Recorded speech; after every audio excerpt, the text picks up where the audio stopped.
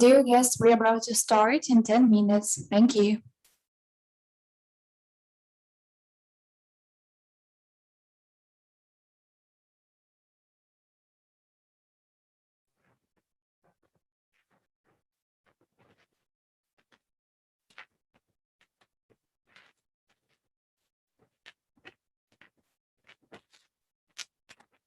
Good afternoon.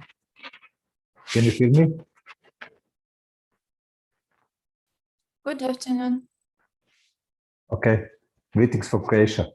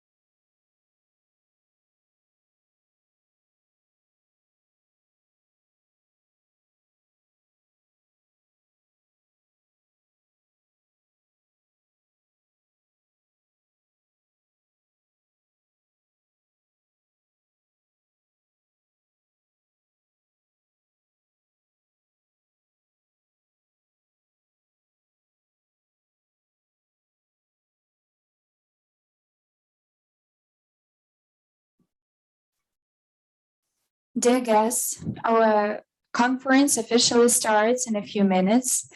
Good morning, Excellencies, distinguished guests, and all the participants. Welcome to the International Online Roundtable, Humanitarian Impact of Mines and Unexploded Ordnance at the east of Ukraine, and thank you for joining us today. May I remind you that this event became real thanks to the Embassy of the Sovereign Order of Malta to Ukraine, with media and technical support by the GDAP Media Center as a media supporting partner.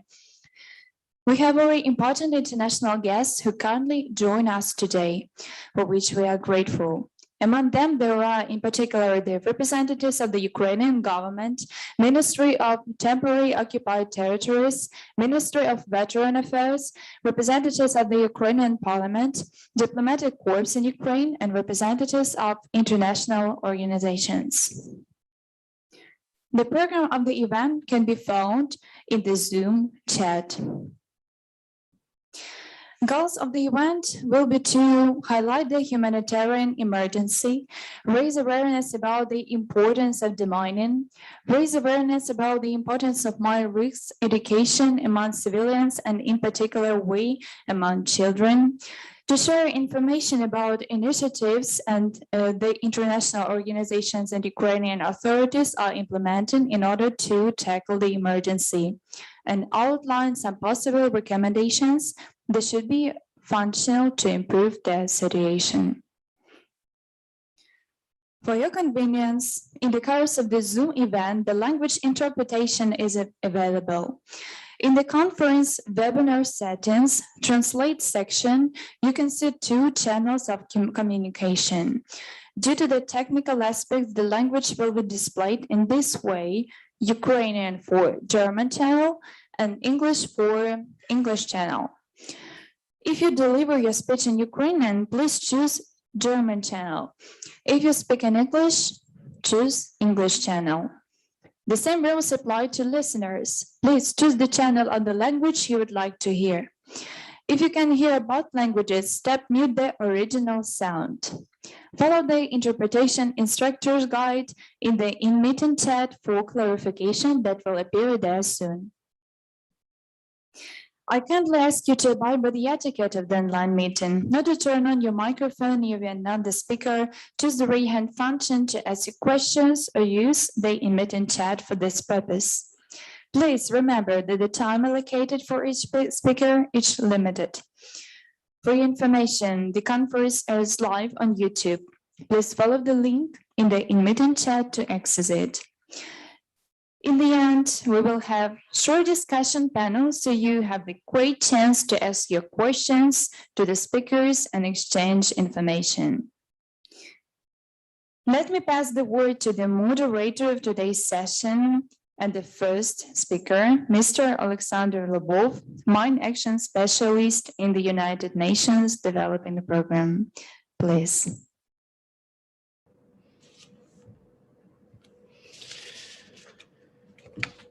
Good afternoon, Excellencies and distinguished guests. Thank you so much for having invited me. Being involved in mine action for many years in different roles, starting from a physical clearance task till managing large-scale demining operations, I'm really delighted to accept in this role, to be a moderator of this roundtable today on the very important topic: humanitarian impact of mines and unexploded ordnance at the east of Ukraine.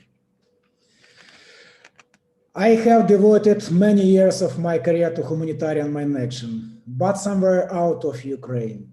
I could never imagine that this topic would acquire significance in my motherland.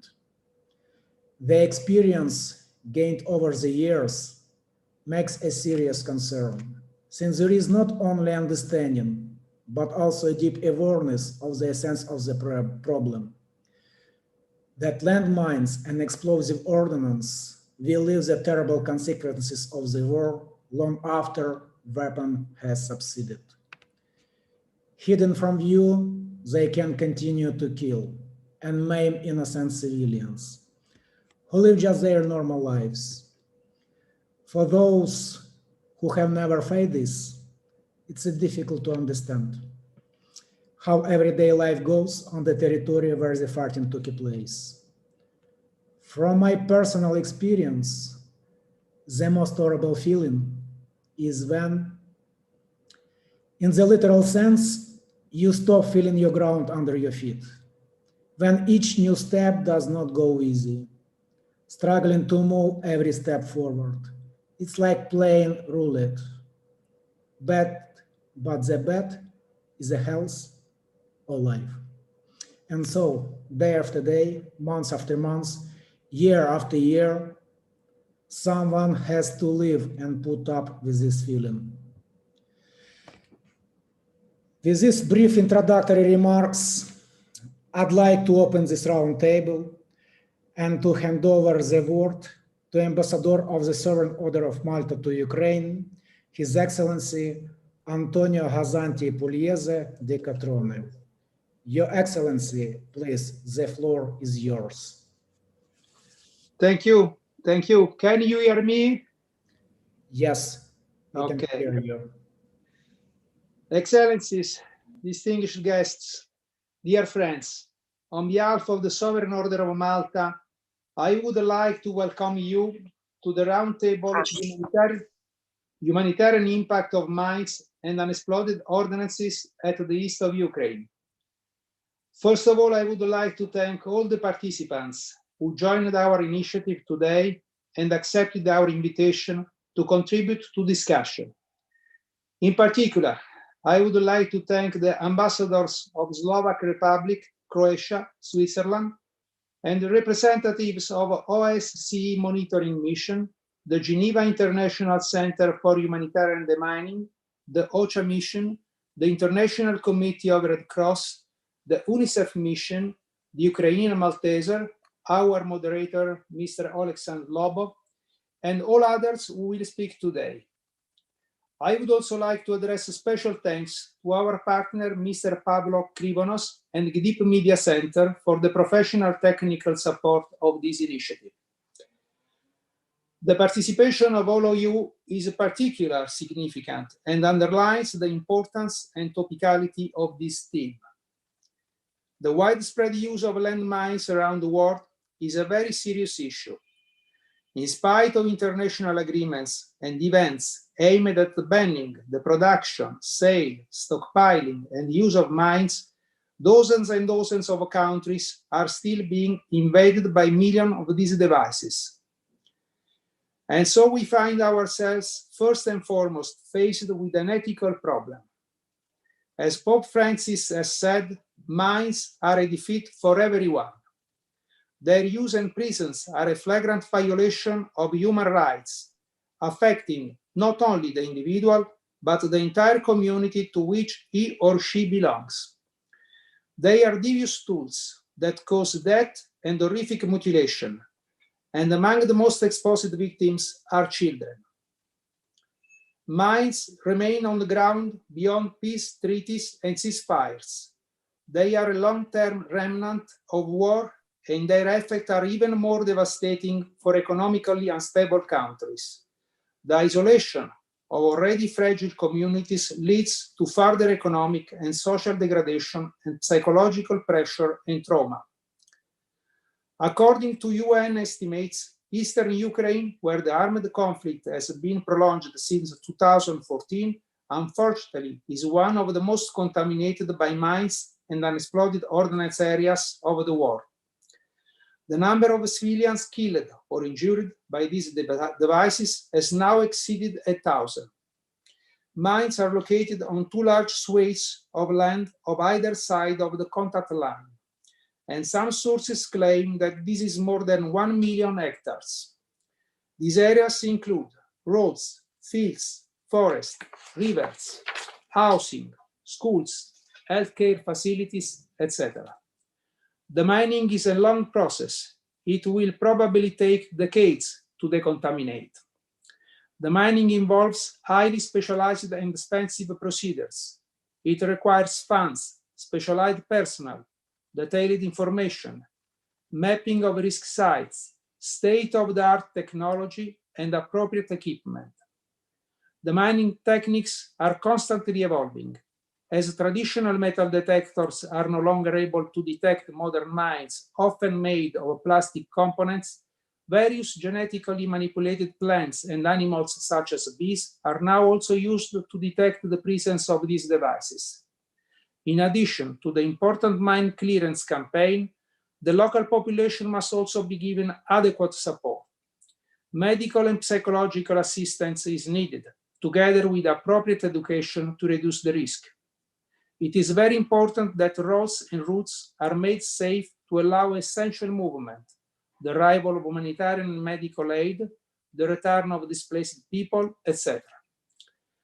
Above all, in view of the epidemiological situation in recent years, it is necessary to remember how much the health system in the affected areas now needs even greater support. In this context, the Ukrainian authorities are continuously facing the problem. In 2018, the Ukrainian parliament passed a special law to simplify, coordinate, and increase the mining operations. However, we all know that this challenge can only be met through public awareness and the involvement of the international community. The 1997 Ottawa International Convention on the Prohibition of the Use, Stockpiling, Production, and Transfer of Anti-Personnel Mines is an ideal example of international cooperation needed in this sensitive field. It has achieved considerable international consensus, and thanks to this initiative, significant results have been achieved. Unfortunately, however, we know that from 2014 onwards, there has been a new increase in the number of victims produced by mines and unexploded ordnances in the world, and especially in Ukraine. This is why it is absolutely necessary to maintain a high level of attention to this issue. Finally, I would like to take this opportunity to remind that the Sovereign Order of Malta is impartial, apolitical, and neutral, and that our only intent is to draw public attention to the humanitarian profiles of this dramatic problem. With this roundtable, we hope to contribute to dissemination and exchange of information on this matter. Above all, we would like to give space to those who, with their profound technical knowledge and vast experience in the field, are providing practical support to this great country day after day. Thank you for your attention, and I wish you a fruitful discussion. Thank you very much. Your Excellency, thank you for your stimulating speech, emphasizing on the problems that landmines and explosive ordnance as one of the most dramatic consequences of the armed conflict. Also highlighting that humanitarian emergency to reduce the risk to where people can live safely. Thank you so much. So, and now I would like to hand over the word to Ambassador of Republic of Slovakia to Ukraine, His Excellency Marek Safin. Your Excellency, please, the floor is yours.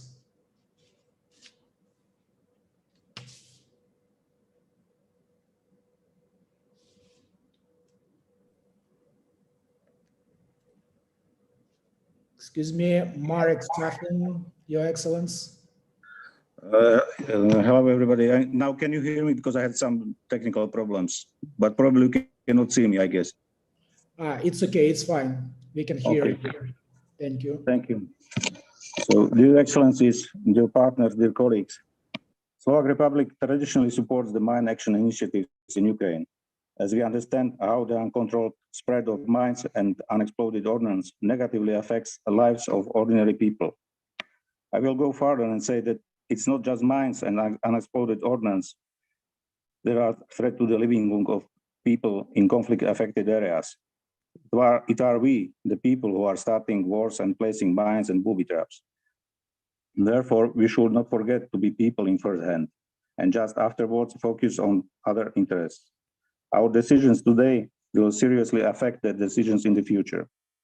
In this respect, I would like to thank the Embassy of the Sovereign Military Hospitaller Order of St. John of Jerusalem, of Rhodes, and of Malta for organizing this event. I would like to praise Ukrainian partners, which are part of mine action community in Ukraine, and are providing all kinds of support in this area, starting from non-technical land surveys, explosive ordnance risk education, or psychosocial rehabilitation for mine victims. This support is much needed, as we understand that every war-affected state needs support, as it is usually faces the lack of qualified personnel, experience, or just financing for mine action. The State Emergency Service of Ukraine has estimated that approximately 7,000 square kilometers are contaminated as a result of the conflict-related activities on the government-controlled side. We have to keep in mind that mine clearance is practically helping people living in contaminated areas. Firstly, by reducing the possibility of injuries, but secondly, by providing possibility of free activities.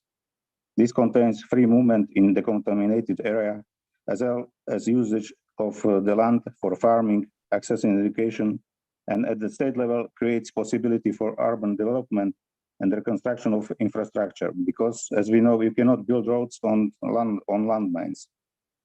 To sum up, let me just appeal to the partners from international community to pay more attention to the mine action and, if it's possible, to contribute to the activities of the international or local organizations which are actively participating in mine clearance or other related activities. And I wish good discussion to this forum.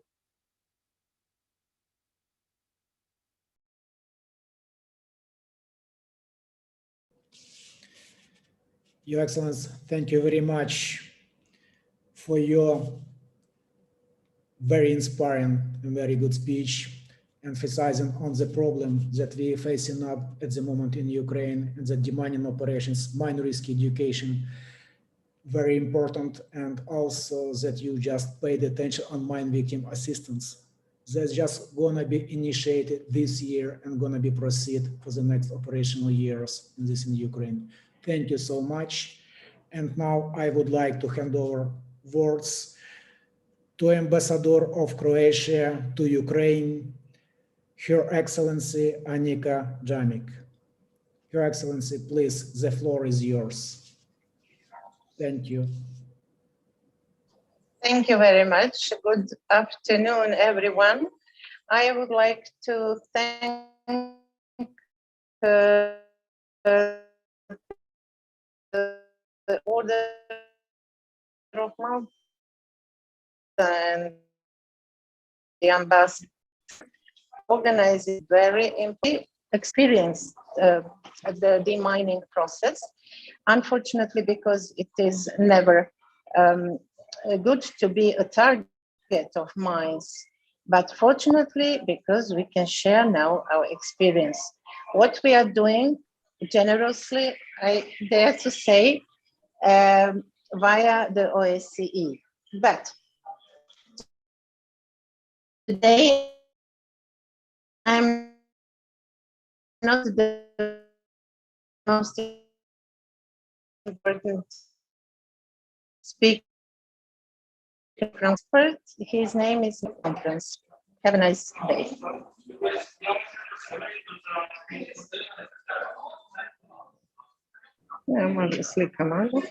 Your Excellency, thank you for your motivated and inspiring words in your speech, and also definitely, we know that Croatia, as a post-conflict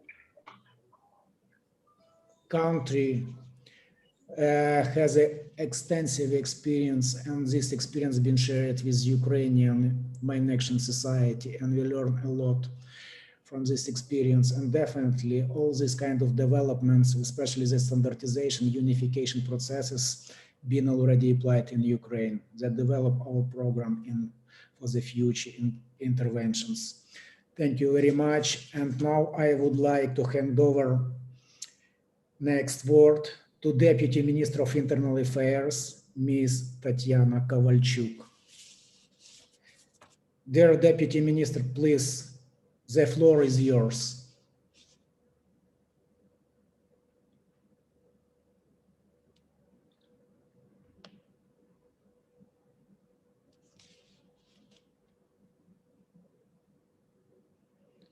Ms. Tatiana Kovalchuk, are you with us?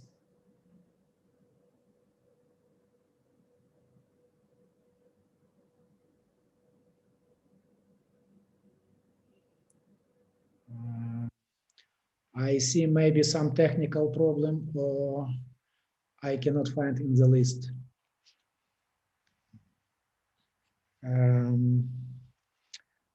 I think we can move forward and to invite for the next speech, Head of Department of Environmental Safety and Mine Action, Minister of Defense of Ukraine, Colonel Sergei Rokun.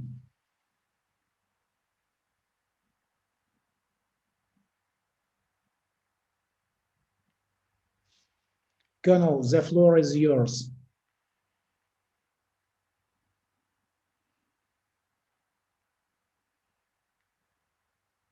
I see maybe some technical problem.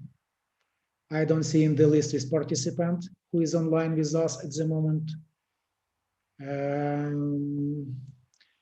Due to time frames, I should follow up with next speaker.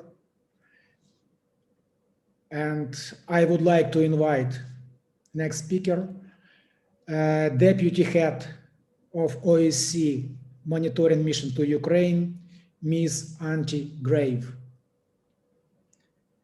Ms. Antti Grave, the floor is yours. Please respond.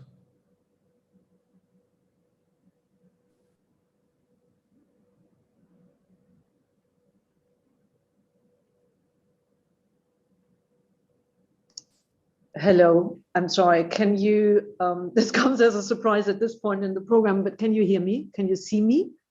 Yes, we can see and we can hear you. I see. We have prepared a presentation and we are trying to put that up.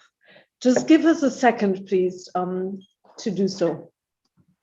Okay, yes, please take your time.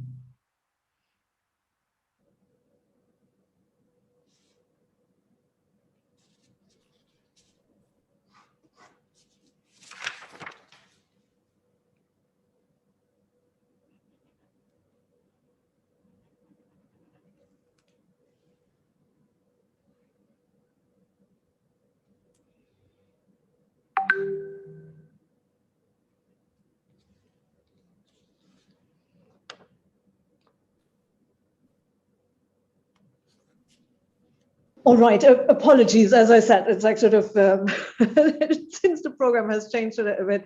Ambassador, Excellencies, thank you very much, in particular to His Excellency Ambassador Antonio Gazzanti Pugliese di Cotrone for the organization of this roundtable on such an important topic.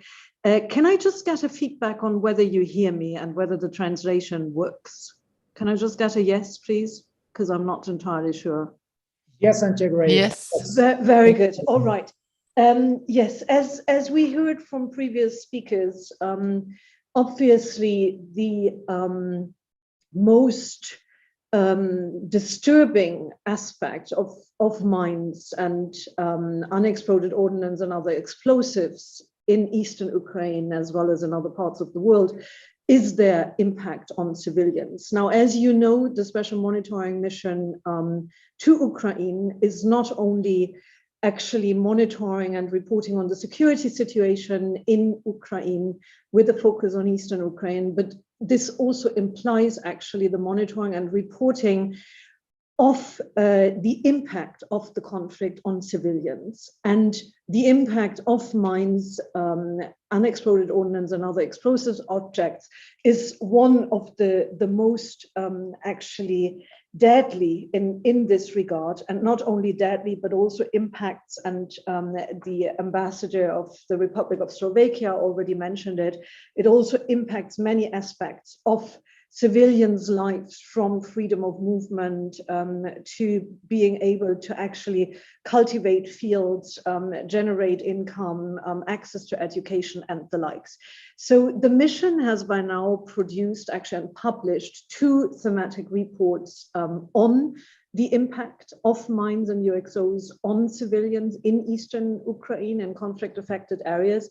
And the last of these reports was actually published just very recently, and its findings, which I'd like to present here. Now, The period that the report actually looked at, as you can see here on that slide, is from November 2019 to March 2021. But we have actually, for the purpose of this presentation, updated the data, and so we are capturing the developments up to mid of June, actually. So before I present the key findings of the report and its recommendations, I'd like to speak about or remind us of some of the key commitments made by the sides in relation to mine action. There is first the memorandum on the implementation of the provisions of the protocol on the results of consultations of the trilateral contact group of 19th September 2014. Article 6 of the memorandum prohibits the installation or laying of mines in a 30-kilometer wide security zone around the contact line and commits the sites to remove existing mines from the area. Second, the sides reiterated these commitments in the 3rd of March 2016 decision of the Trilateral Contact Group on Mine Action, where they agreed to refrain from laying new mines and to map, mark, and fence off contaminated areas in 12 priority areas, mainly encompassing civilian infrastructure sites. Lastly, at the December 2019 summit of the Normandy 4, which was held in Paris, the sides committed to updating that mine action plan. Next slide, please. We have already heard about the prevalence of mines, UXOs, and other explosives in eastern Ukraine. But just to mention it again, according to the Ukrainian Ministry of Defense, over 7,000 square kilometers of land in government-controlled areas and around 8,000 square kilometers in non-government controlled areas are contaminated by mines. This area is larger than the size of Montenegro, just to put it into perspectives. Between November 2019 and 22nd of June 2021, the SMM spotted nearly 20,000 mines on both sides of the contact line, of which about 1,650 were observed for the first time. In Donetsk region, the SMM observed nearly 12,500. And by the way, more or less the same numbers on government and non-government controlled side, while in Lugansk region, about 7,200 mines, of which 2,400 in government controlled and 4,800 in non-government controlled areas were spotted. Many of the mines, as well as UXOs and other explosive objects, were observed along roads frequently used by civilians and the SMM, by the way, or in agricultural fields close to rivers and near settlements. In the slide, you can see the corner of a field where the SMM UAVs spotted over 150 anti-tank mines, 35 of which are in the picture. It's very difficult to see, but maybe you get an idea. In this context, I also wish to mention that the SMM liaises with the Ukrainian representatives of the Joint Center for Control and Coordination, the so-called JCCC, as well as with the armed formations to remove mines and UXOs at specific locations, such as roads that pose a danger for civilians and the SMM alike. Since November 2019 to last week, the SMM liaised with the sides on 111 occasions, and we put up these numbers here. Sometimes we get a response. However, in most of these occasions, no information on follow-up has been provided by the sides. Next slide, please. Since 2016, the mission has confirmed and reported nearly 500 civilian casualties as a result of mines and UXOs. 500. Let me repeat that number. This is an enormous number. This is nearly 30% of the total of CIFCAs corroborated by the mission during this period. Just to mention that about 37% of those civilian casualties due to mines occurred in government-controlled areas, while the vast majority in non-government-controlled areas.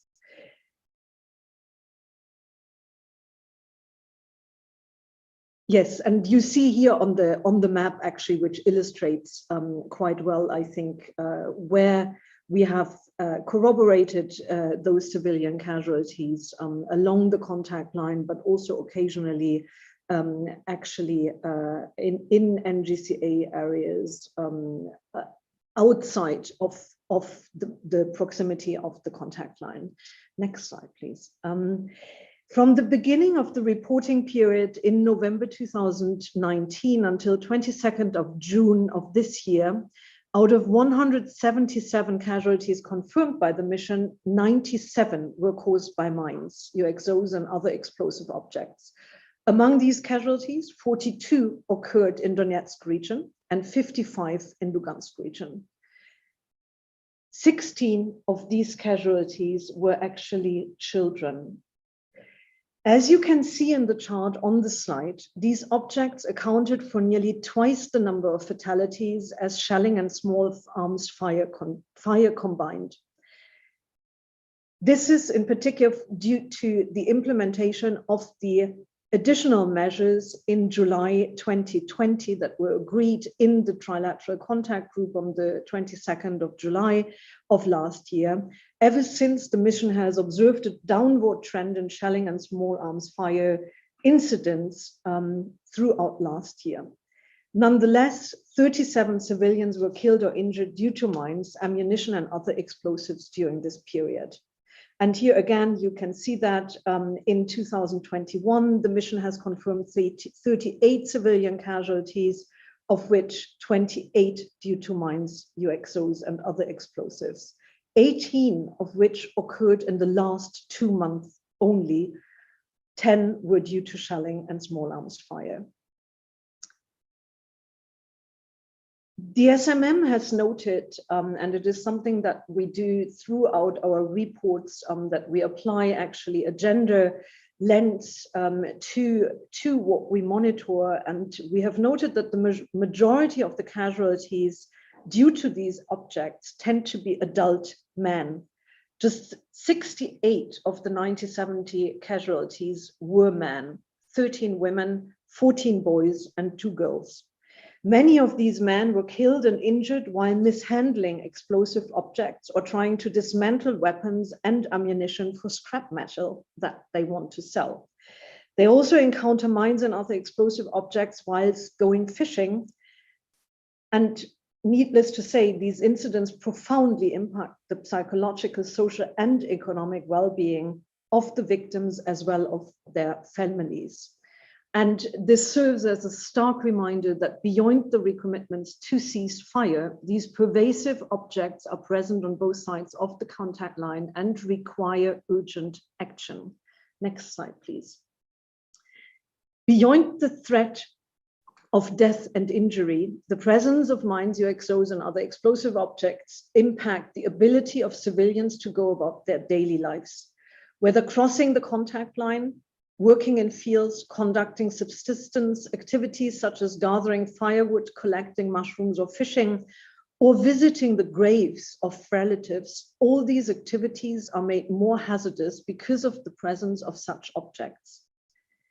Unfortunately, we have, ever since we started reporting on the impact of mines and UXOs, we have not seen any changes in these patterns of the impact of those on civilian lives.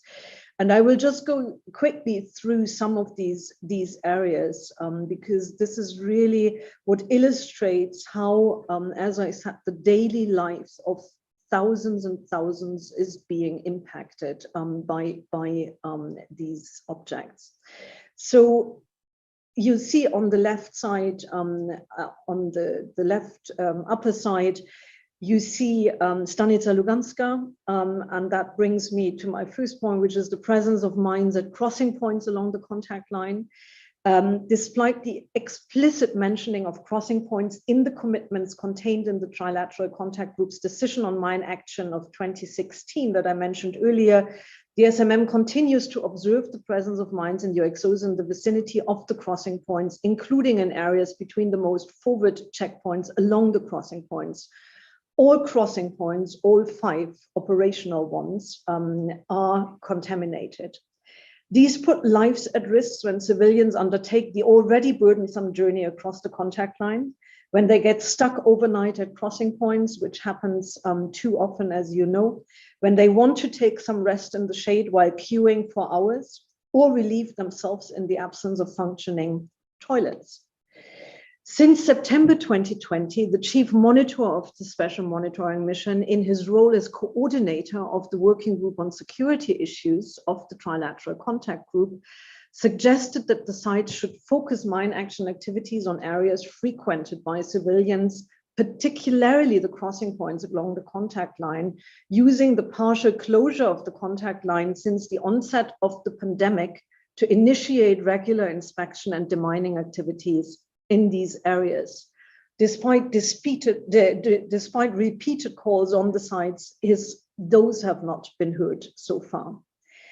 Now, another area I mentioned earlier is the presence of mines in agricultural land.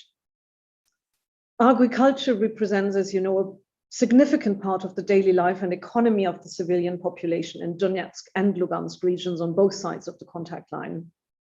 However, communities on both sides of the contact line continue to tell us, the mission, that they have stopped cultivating certain sections of farmland or grazing cattle in certain areas due to the threat posed by these objects. The SMM confirmed 3 civilian casualties in agricultural land or areas where civilians had taken their livestock for grazing. All 3 occurred in non-government controlled areas of Lugansk region.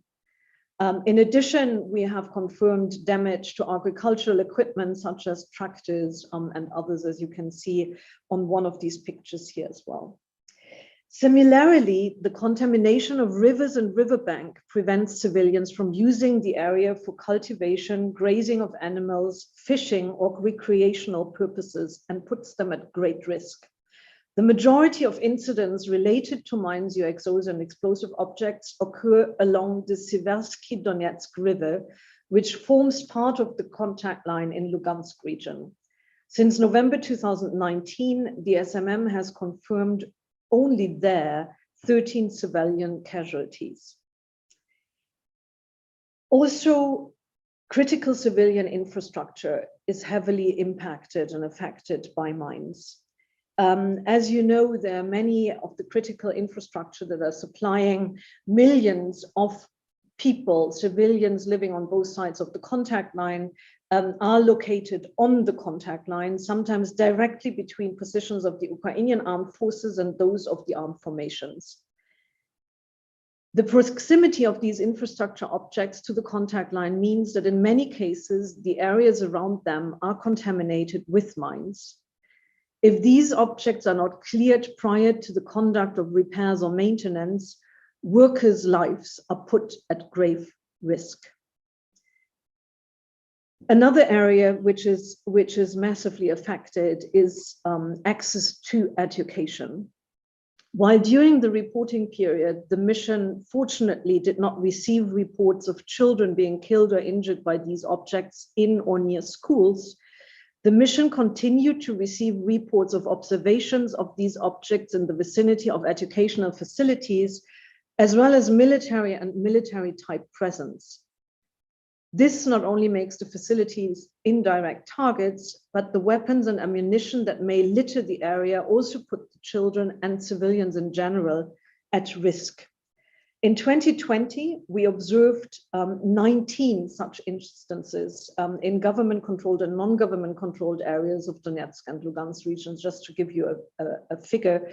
So this one is lower than in previous years, but mainly also due to our own COVID restrictions, which prevented us from actually going to schools as much as we did before. My last point is on cemeteries. Civilians and communities along both sides the contact line have continued to share their concerns that their access to cemeteries were restricted due to the contamination of the area by these objects. On 31st of May, a 62-year-old woman was injured as a result of an explosive device at a cemetery in non-government-controlled Pervomaisk, Lugansk region. She had gone to clean vegetation from graves of families at the cemetery. Also here, the chief monitor, again in his capacity as coordinator of the security working group, has made repeated calls, in particular ahead of the Orthodox Easter festivities on the site, to use this opportunity and clear or at least fence off cemeteries of the mines, but we have no evidence that these calls have yielded any results. Next slide, please. As part of our mandate to facilitate dialogue on the ground, the mission facilitates and monitors localized ceasefires for demining work to be conducted by the sites. In recent years, the mission has facilitated and monitored demining work as part of repairs and maintenance work being conducted at critical infrastructure sites, I mentioned them earlier, in agricultural areas, at educational facilities, and at cemeteries. It should be stressed that the SMM cannot confirm whether or not these areas are indeed free of mines, UXOs, and other explosive objects. And I think the slide speaks for itself, so I won't go through the actual figures here, but you see that we have been facilitating quite a substantial number of these localized ceasefires, and behind each and every single there are actually more than 1,000, well, not behind each and every single, but altogether behind those are more than 1,500 patrols actually that are being or have been deployed to help facilitate these ceasefires and monitor those. In addition to those listed on the slides, between July and November 2020, the SMM facilitated and monitored over 210 localized ceasefires to support the construction of infrastructure for the opening of crossing points near Shastia and Zolote, as well as for the preparatory works, which included inspection and demining of the surrounding area. As you all know, these crossing points are yet to be fully opened and to become fully operational for civilian crossings. Next slide, please. Just very briefly, the SMM also actually conducts mine risk education activities, which are so crucial, and I'm sure we are hearing more about that by other speakers. We have designed mine risk education outreach materials, which are distributed by patrols in both government and non-government controlled areas. Due to the COVID-19 pandemic, the closure of educational facilities and the introduction of distance learning, as well as the adjusted SMM operational approach, no such presentations have been delivered last year. However, we have resumed that with this year and actually plan to increase our activities here. Next slide, please. And with this, I'm coming to the end of my presentation, and I would just like to highlight a few of the conclusions, and most of those are really, really obvious.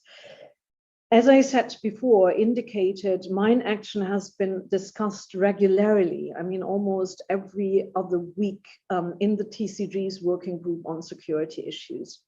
In September 2020, the TCG reached an agreement in principle on a draft framework decision on mine action, the follow-up to the Paris Normandy summit of December 2019, and a draft mine action plan, which included all 5 operational crossing points along the contact line, as well as certain critical civilian infrastructure sites located near the contact line, 19 altogether. Since then, the chief monitor, in his capacity as coordinator, has encouraged the sites to finalize the work on the draft mine action plan. The final endorsement is, however, still pending.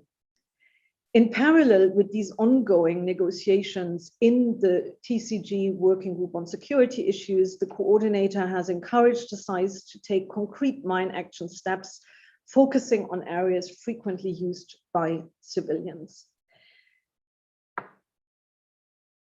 What this all means and the lack of progress in this area is that one cannot repeat often enough that the signatories really need to make urgent progress on the commitments that they have undertaken in the memorandum of 19th of September 2014 to prohibit the installation or laying of mines in the 30-kilometer wide security zone around the contact line and to remove existing mines from the area. Equally, the commitments in the March 2016 TCG decision on mine action, in which the sides agreed to refrain from laying new mines, to map, mark, and fence contaminated areas, and to undertake humanitarian demining in order to protect civilians, require a new impetus urgently. The sides need to adopt and implement the updated mine action plan agreed in principle in the TCG's working group on security issues, in line with the common conclusions of the Normandy 4 summit in Paris 2019.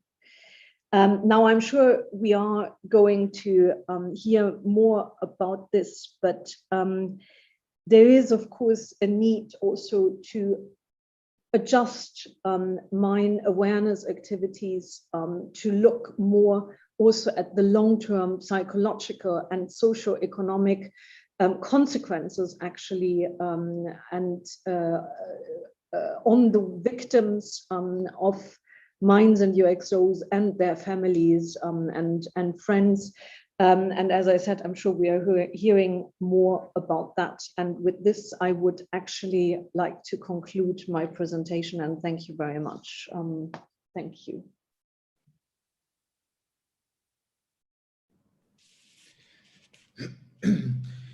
Dear Ms. Antier, thank you very much for very interesting and very comprehensive and informative presentation. It's really impossible even to explain what's the biggest role of SMM mission in and contribution in developing mine action program in Ukraine. What I want to say, still National Mine Action Authority is in process to be established. And definitely there is a very raw data, and SMM mission is the first source where this data can be collected and fed in information management system, which is in process to be established, this one. So it gives already opportunity to mine action operators to conduct interventions in the area, to plan their activities, some emergency response activities, and to prioritize their task activities. Thank you very much once again for your informative presentation. And just only one moment for participants of this meeting. If you have any questions, I'm more than sure you have these questions. Please take notes, and also when all speakers will finish, we will have opportunity to ask and to receive the answers, and we will discuss and we organize some dialogue. So now I would like to hand over next word to Head of Operations Department at the Croatian Ministry of Interior Affairs, Civil Protection Directorate, Croatian Mine Action Center, Mr. Davor Laura. Mr. Davor, the floor is yours.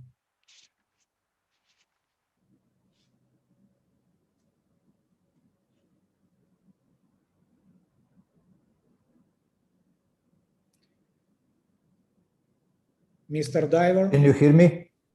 Yes, we can hear. Please. Yes, thank you very much. I couldn't have my presentation, so I will read my presentation. Okay. Your Excellencies, ladies and gentlemen, first of all, I would like to thank the organizer of this roundtable for the invitation and for the opportunity for sharing our experiences and our lessons learned. Last week in Croatia, we organized an international symposium on mine action, which took place in Novi Vinodolski. At the symposium, Colonel Ruslan Berehulja delivered excellent and comprehensive presentation on mine action activity in Ukraine. I listened very carefully to his presentation and concluded again that the mine problem in Ukraine is very similar to the problem that Croatia had more than 20 years ago. Therefore, I think that our experiences and lessons learned can be very valuable and useful for Ukraine. After the liberation, the Republic of Croatia faced the problem of mines as one of the most serious consequences of the war and joined many other countries around the world whose state territories are highly contaminated with mines and explosive remnants of war. From the very beginning, the government of the Republic of Croatia recognized the mine problem as a security, socio-economic, and ecological issue, and resolutely set out to solve it, confirming this decision through the following key factors. First, normative regulation of mine action, that means development of the national mine action strategy, what is very important. Law on mine action with related bylaws, and national mine action standards that are harmonized with the international mine action standards. Second, establishment of CROMAC, Croatian Mine Action Center, as the institution for planning, organization, coordination, and implementation of mine action activities. And third, ensuring permanent and stable sources of financing from the state budget, World Bank loan, EU funds, and from other donors. And fourth, implementing all the commitments took over by the signing of the Ottawa Convention and the Cluster Munition Convention. In addition to these steps, the basis of the excellent result achieved in solving the mine contamination issue is the cooperation of all relevant public bodies and ministries and other stakeholders in the mine action system in the Republic of Croatia. Certainly, an important stakeholder in the mine action system is Croatian Mine Action Center, which has the role of planning, organizing, and implementing all activity in the field of mine action. The Croatian Mine Action Center has been developing and has grown into a significant institution whose activities were followed beyond the borders of the Republic of Croatia. Its development path includes the integration of all positive experiences in mine action with the assistance and support of the international community and United Nations institutions. Currently, the Croatian Mine Action Center plans, organizes, and implements its activities within the Civil Protection Directorate of the Ministry of the Interior. Croatian Mine Action Center has 89 employees, most of whom are the miners and EOD experts.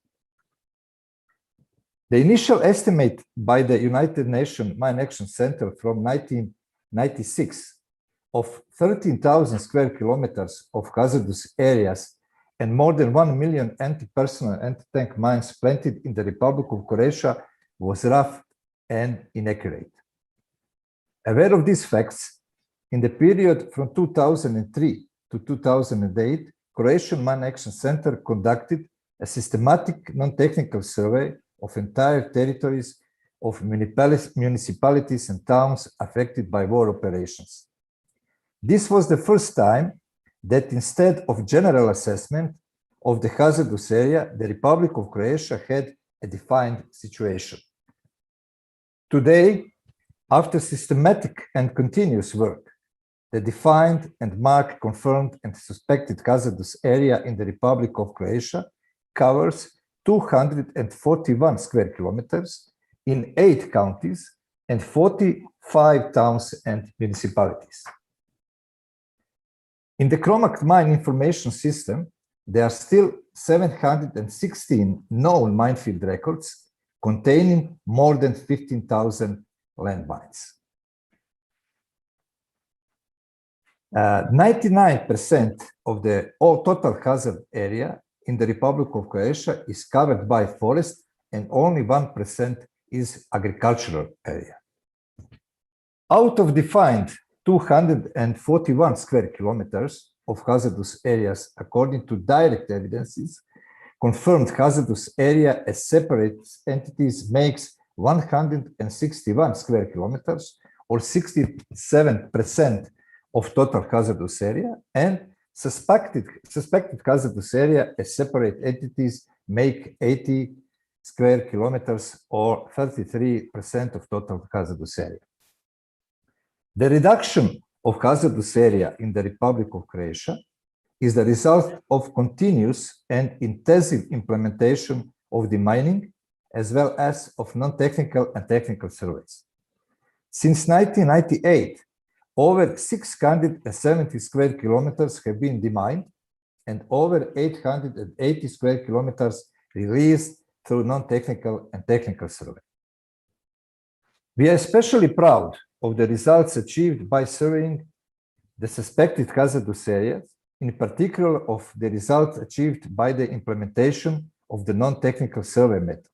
Certainly, the method of aerial survey of suspected hazardous areas as a qualitative upgrade of the method of classical non-technical survey significantly contributed to such results, and especially its application in inaccessible and difficult to pass mountainous terrain.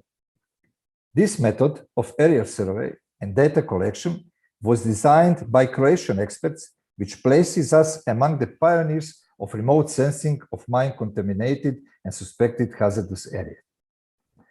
The mining of known and confirmed minefields is certainly the first priority in solving the remaining mine contamination problem in the Republic of Croatia. However, identification and positioning of the remaining unknown minefields and group of mines in the forested mountain areas has posed the biggest challenge. Accordingly, intensive efforts are made in the development of a methodology that would integrate non-technical survey, which includes airborne survey with targeted technical survey. Such a model enabling efficient and safe reduction of mine suspected areas and focus the mining capacities on a real mined areas. The mining companies in the Republic of Croatia have contributed greatly to the reduction of the confirmed hazardous area, having demined over 670 square kilometers. Currently, in the Republic of Croatia, the mining operations are performed by 40 accredited companies with a total of 424 deminers, 180 worksite leaders, 82 auxiliary workers, 94 mine detection dogs, and 47 demining machines. Nowadays, the Republic of Croatia is a leading mine-contaminated country in terms of the use of demining machines. I would like to emphasize that expertise and high level of training of all deminers and EOD experts, because only highly trained, organized, and equipped staff guarantee professional and high-quality demining. Furthermore, a big improvement was achieved in the field of information technology, databases, and cartography. CROMAC has developed its own mine information system. That system reflects CROMAC's real needs and goals and enables CROMAC employees direct access to all information and data in the real time. In order to raise the quality and level of informing the population about the hazardous area and the status of its marking, CROMAC has designed and implemented a mine information system portal, unique in the world. That portal is a web application that allows every internet user to see the state of the hazardous area in the Republic of Croatia, displaying the position of mine danger site located in the field. This significantly improved the interaction between land users and Croatian Mine Action Center. From the very beginning, humanitarian demining in the Republic of Croatia has been mostly financed from the state budget. The Republic of Croatia is one of a few countries with a mine contamination problem that each year allocates significant funds for demining from the state budget. By 2020, the Republic of Croatia allocated a total of 630 million euros, which makes 73% of the total funds spent on demining. Donations make up 10% of the total funds spent, of which 84% are foreign donations. In the period from 2015 to 2020, the level of financing from the European Union funds was constantly increasing, and currently they are the leading source of financing for mine action activities. Since 1998, European unions have financed mine action in the Republic of Croatia through pre-accession and structural funds with over 177 million euros. The total amount spent for the mining from all financial sources amounts to 850 million euros. Unfortunately, in the period from 1996 to 2021, 599 persons have been injured in mine accidents in the Republic of Croatia, of which 203 were fatal. Thanks to well-defined hazardous area, quality marking, constant and intensive mine risk education, and awareness raising about the mine danger, as well as priority settings, the number of casualties has been significantly reduced. It is certainly important to note that in 2017 and 2018, we didn't have a single mine accident. And finally, instead of conclusions, the key factors from our point of view that contribute towards the efficient solution of mines and explosive remnants of war problems. The first, recognizing the problem as a security, economic, and ecological issue and government determination to solve it. Second, cooperation of all relevant public bodies, ministries, and other direct stakeholders.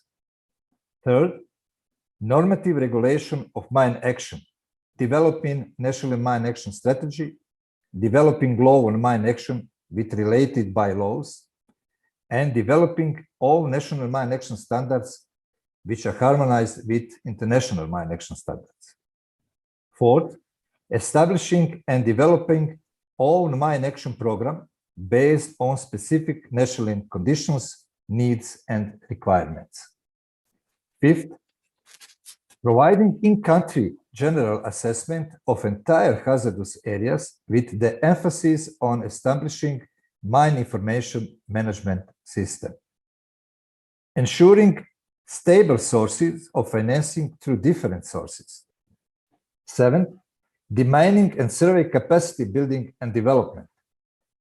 Eighth, establishing effective and efficient quality management for all mine action activities, especially for the land release process.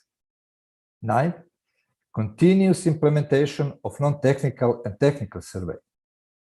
10th, marking and continuous maintenance of the marking of the defined hazardous areas.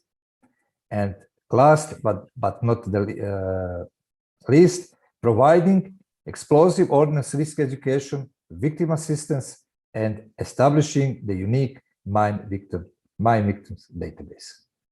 Thank you very much for your attention. Mr. Darver, thank you very much for your informative speaking and providing very good examples how Croatian Mine Action Center was set up, how was developed, and how was upgraded, and especially how some technology and land release processes were developed in order to make operational efficiency to release land from mines and other explosive remnants of war. And really appreciate for key points to pay emphasized that we should pay attention in Ukraine in order to establish a mine action program, which should be taken in consideration. Also, definitely, there is some kind of high expectations that such gained experience of Croatian Center can be shared with relevant governmental institutions in Ukraine for setting up the efficient and well-coordinated mine action response in Ukraine. Once again, thank you. And now I'm going to give words to Head of Human Security Program, Miss Sabrine Büchler, Embassy of Switzerland. So, Miss Sabrine, the floor is yours. Thank you very much, Alexander. I hope you all hear me well. Excellent. Excellencies, ladies and gentlemen, dear colleagues, on behalf of the Embassy of Switzerland in Ukraine, and in particular in the name of Ambassador Claude Wild, who can unfortunately not attend today because of commitments in Western Ukraine, I would like to thank His Excellency Antonio Gazzanti Pugliese di Cotrone and Sofia Mihal from the Embassy of the Sovereign Order of Malta to Ukraine for the organization of today's roundtable. Anti-personnel mines, cluster munition remnants, and explosive remnants of war pose a great threat to the civilian population during and after armed conflict. The eastern part of Ukraine is heavily contaminated by such devices, as we have heard in great detail. The Deputy Chief Monitor of the OSCE Special Monitoring Mission in Ukraine presented in detail the mission's recently published thematic report on this. And whilst last July, the adoption of additional measures to strengthen the ceasefire by the Trilateral Contact Group has led to an overall reduction of casualties compared with previous periods, which is good news. The report of the SMM actually notes that in 2020, mines, unexploded ordnance, and other explosive objects became the main cause of death and injury of civilians in the conflict-affected areas. This is a great cause for concern. I also think that the presentation from the Croatian colleagues was very useful and inspiring. And of course, we hope that the newly established Mine Action Center in Ukraine will soon be fully functional and allow the national authorities to fulfill, to the greatest extent possible, their obligations and responsibilities in relation to mine action in a more comprehensive and coordinated manner. Switzerland is a long-time supporter of mine action. In 2020, we contributed some 17 million Swiss francs to the sector. We promote a holistic approach to mine action, combining clearance activities with mine risk education and victims assistance. And most importantly, linking these projects to broader development and humanitarian objectives in a nexus logic. Aside from supporting projects, we deploy mine action experts. One of them has just arrived in Kiev 3 days ago to join the OSCE Special Monitoring Mission. In Ukraine, our efforts have focused on victim assistance and mine risk education. In 2019, we started a pilot project together with the then Ministry for Temporarily Occupied Territories and Internally Displaced Persons. In the first years of the conflict, we also supported Halo Trust as part of our humanitarian efforts. I now have the privilege to somehow introduce the next speaker, His Excellency Ambassador Stefano Toscano, Director of the Geneva International Center for Humanitarian Demining. The center plays a crucial role in improving the efficiency of mine action by developing capacities and knowledge and promoting norms and standards in this field. By bringing together experts and practitioners, gathering and sharing knowledge, the center acts as a central reference point in mine action and ammunition safety management. Switzerland played a key role in funding it almost 25 years ago, and up to today, we remain its largest donor and proud host country. Thank you.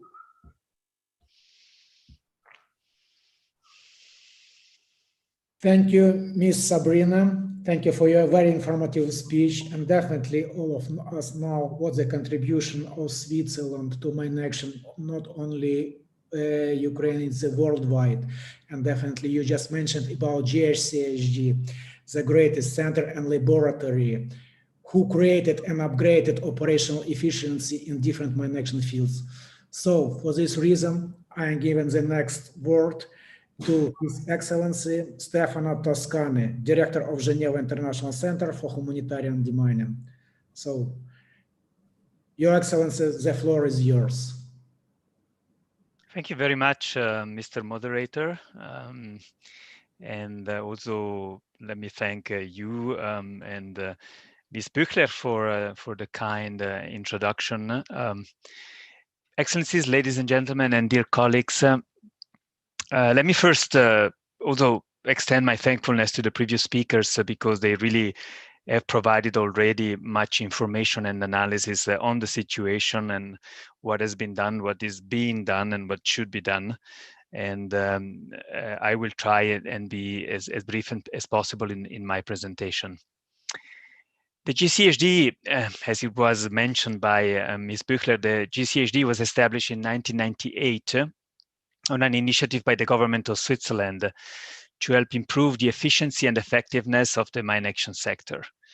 And 23 years on, we have worked in collaboration with national and international partners to support national authorities to be well equipped to deal with their contamination problem.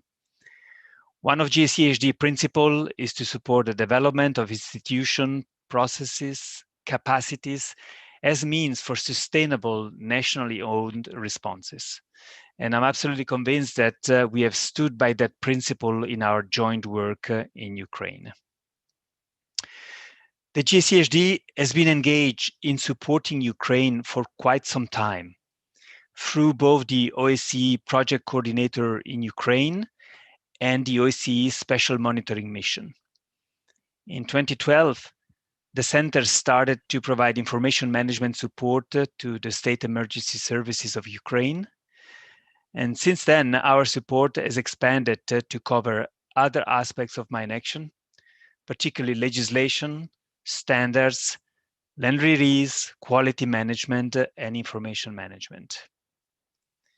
Our cooperation with partners in Ukraine has intensified since the passing of the mine action law in December 2018 and its amendment in November 2019.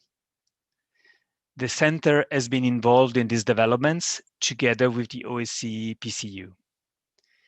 The adoption of the new amended mine action law by the Ukrainian parliament is a very encouraging step, set to be followed by positive developments, such as the establishment of the national mine action authorities and mine action centers in the country. The GCHD will remain committed to supporting Ukraine in the development of these entities. This support will also cover aspects of mine action, such as long-term planning, operational efficiency, standards, and information management. Dear colleagues, please allow me to highlight the importance of discussing the next steps in developing a national long-term plan for mine action. Such a plan represents an important prerequisite to facilitating timely survey and clearance in Ukraine, thereby realizing the country's commitment to creating an environment in which communities thrive, free from risks from explosive ordnance. A national long-term plan presents the national authorities with an opportunity to strengthen their ownership of the National Mine Action Program. An inclusive and participatory strategic planning process also allows the mine action authorities to bring relevant stakeholders together to discuss a collective vision for the future of the mine action program under national leadership. Drawing on the collective experience of all relevant stakeholders ensures that ambitious and achievable goals, objectives, and targets can be set. This, in turn, sets the framework through which all mine action interventions are to be taken.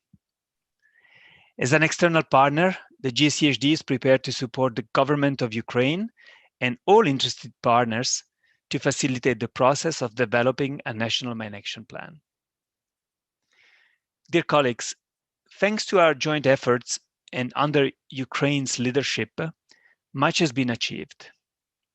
Still, a long way to go remains, as the humanitarian impact of explosive ordnance regrettably continues to be a daily reality for the country, as it has been pointed out by previous speakers. We have jointly set the foundation for the establishment of strong institutions. A similar cooperative approach should continue, as it represents, in our opinion, the best chance to support Ukraine towards its noble goal of becoming mine-free. My thanks goes to His Excellency Antonio Gazzanti Pugliese di Cotrone and his staff for welcoming the GSEHD to this roundtable. I assure you of our firm commitment to supporting and collaborating on joint mine action efforts in Ukraine. Thank you so much.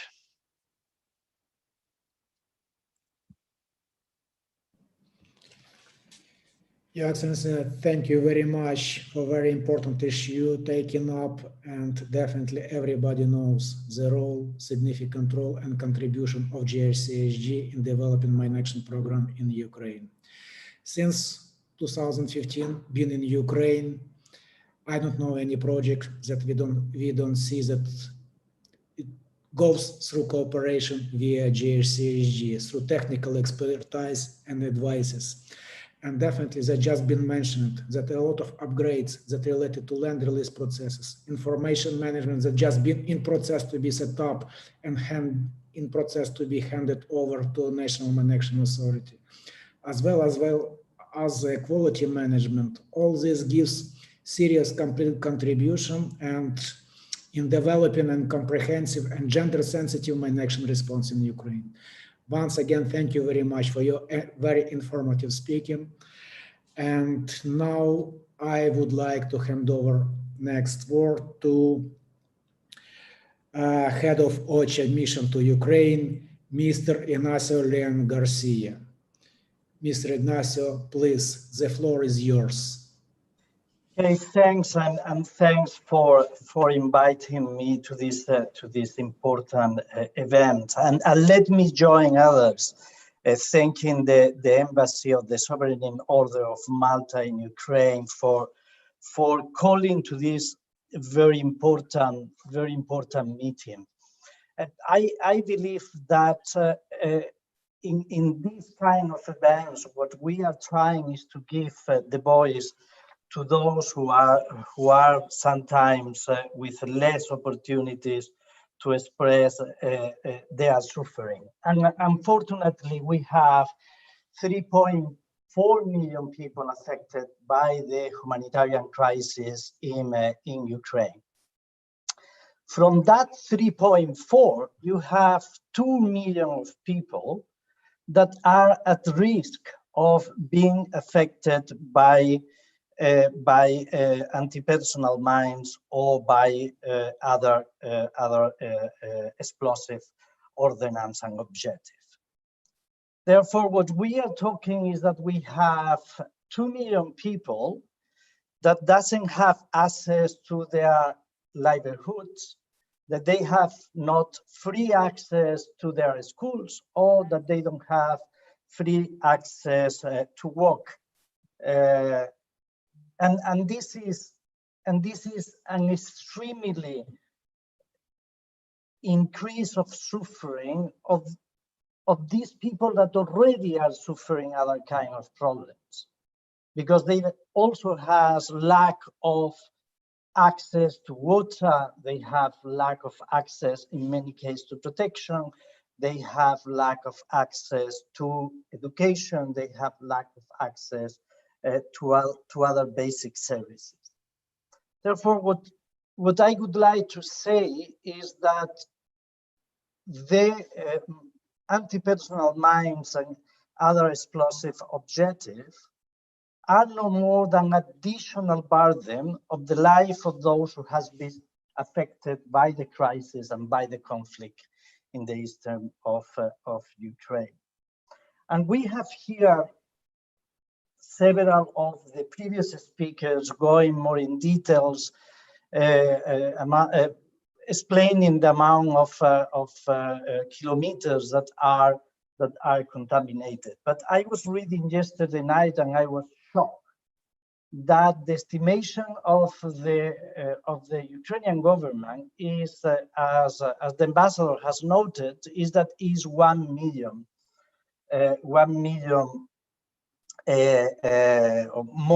More than 7,000 square kilometers that are affected by this problem. What can be translated of having 1 million football fields full of these anti-personnel mines and other explosive ordnances. Therefore, the problem that we are confronting is huge and will be not solved in the next, unfortunately, in the next few days, weeks, months, or year. Therefore, the strategy that the humanitarian actors took in Ukraine was to focus the first pillar on education, because you need to educate the population that is at risk in order that that risk is reduced.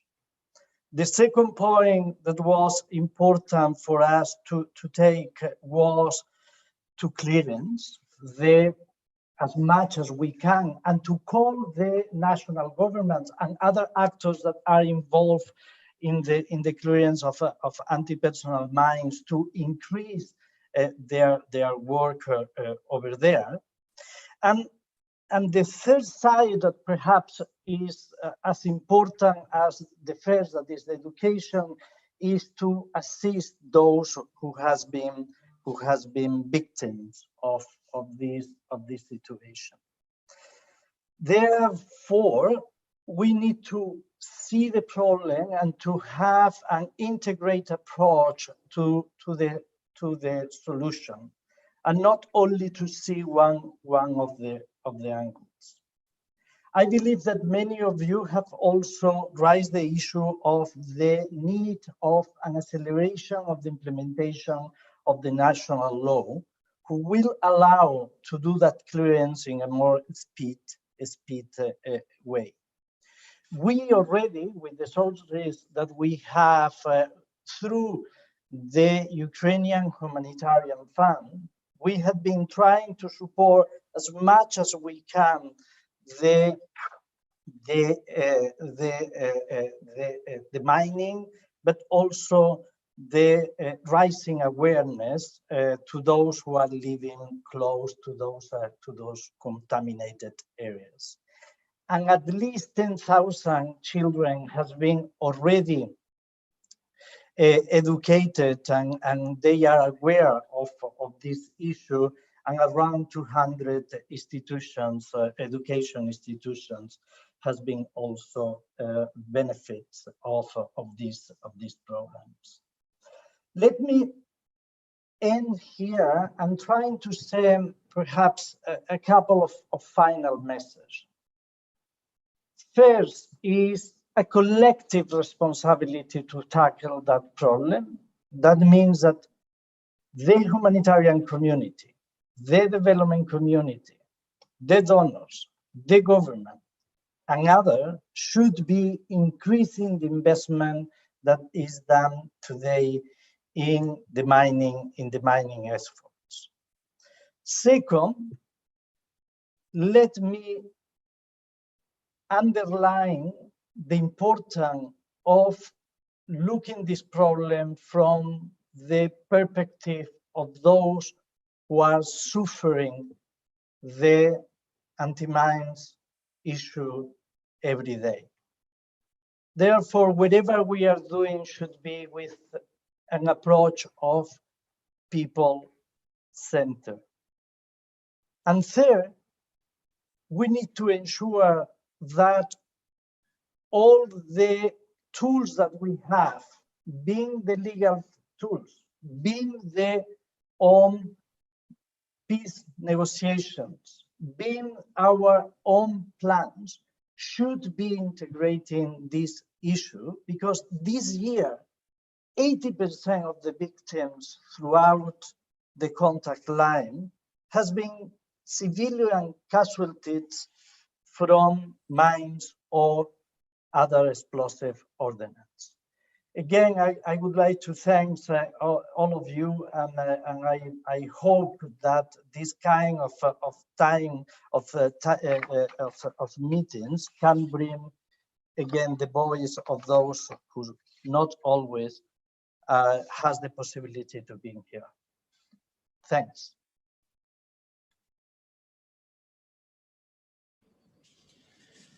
Mr. Ignacio, thank you for having taken up very important issue and raising so terrible statistics, how many people suffering just due to mines and other explosive remnants of war. And also what the square meters been repeated once again, being contaminated by these danger items. Definitely, there is a still process of establishing National Mine Action Authority. And most important in terms of operational approach, is just to be centered not only on collecting mines, but pay attention more on human needs. Just to protect people from mines and explosive remnants, and just to create safe environment for them, for normal living, for life. Once again, thank you very much for contribution, your organization to country in reduction effect of mines and other explosive remnants of war, and for your speech and for very interesting and very comprehensive information. So, and now I would like to hand over words to Deputy Head of UNICEF Mission to Ukraine, Ms. Laura Bill. So, Ms. Laura, please, the floor is yours. Thank you very much for giving me the floor, and excellencies, ladies and gentlemen, good afternoon. And I would also like to echo the previous speakers and thanks the ambassador of the Sovereign Order of Malta for organizing this event and this discussion. I will try not to repeat much what was said already. And as UNICEF, obviously, as an organization that is the guardian for the Convention of the Rights of the Child and a key advocate for children issues, I'll try to focus my words on children-related issues. So if we look from the beginning of the conflict, which started around mid-2014, and we use the data that is being collected by our colleagues from the Organization of Human Rights in Ukraine, among the casualties, the civilian casualties, more than 140 children have been affected by mines, oxos, or other explosive objects. And unfortunately, in 2021 alone, during the first 5 months, we have seen actually a quite high level of casualties among children, with 4 children, 3 boys and 1 girl that have died and 5 children that were injured. So in total, 9 children in the first 5 months of 2021 suffered from mines, oxos, or other explosive objects. Most of the incidents that we looked at and that we supported, and I'll come to this in a minute, were registered in rural areas where also, unfortunately, we count with a lower coverage of social services. This means healthcare services, case management, but also access to inclusive education settings. So since the beginning of the conflict, just right after it started, UNICEF established 2 different programs related to mine risk. One focusing on mine risk education, as other colleagues have already spoken about, and one focusing on mine victims assistance. So the one related to mine risk education obviously looks at or aims at delivering safe behavior information to children and educators, and it's done at the community level, but also mainly through schools, through training sessions, but also we decided to move into digital tools. And so a set of digital tools were developed basically to also reach out beyond just the sessions that were organized at the community level and at the school level. With the COVID-19, obviously the face-to-face sessions were not possible anymore, given the closure of the schools. But then we also find a way to continue to do these sessions, but just online. Through the digital tools that were developed, we looked at different components. One was to develop some cartoons, some comics to come up with some small games online for children to learn about mines and oxos and other explosive devices. And in the last 2 years alone, more than 450,000 children were reached on both sides of the contact line through this new mean of communication. The other component that I spoke about where UNICEF also started to engage is mine victims assistance. So initially what we did in 2018 is that we conducted a needs assessment of mine victims in Ukraine. And the idea was to look at, not only what are the needs of the victims, but also at trying to strengthen the protective environment for the children and the caregivers of mine victims, and how we can also strengthen community support networks, and also at the same time, continue to build awareness and then contribute also to a certain extent to develop the essential foundation blocks for a comprehensive mine victims assistance in Ukraine. And this is something that was already taken up by other speakers and something that is still lacking in the country. So as a follow-up of this assessment, we then worked both ways at the national level with engagement to actually try to establish a mine victims assistance program, but also at the local level to provide assistance. And as, since the project started in 2018, we managed to assist more than 100 children and more than 50 caregivers, victim of landmines or unexploded ordnances, through the provision of comprehensive case management, which also includes psychosocial support, which many of you have actually already mentioned, but also looking at referrals and targeted individual assistance programs, which are critical, obviously, for the families and for the children.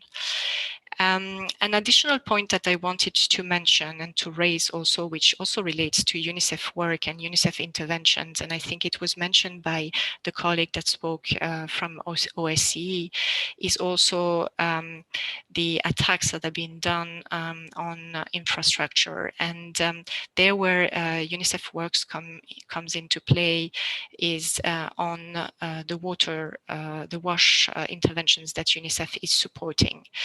In Donetsk Oblast alone, more than 26 water workers were injured and 9 water workers were killed since the beginning of the conflict due to unexploded ordnances, landmines, and so on and so forth.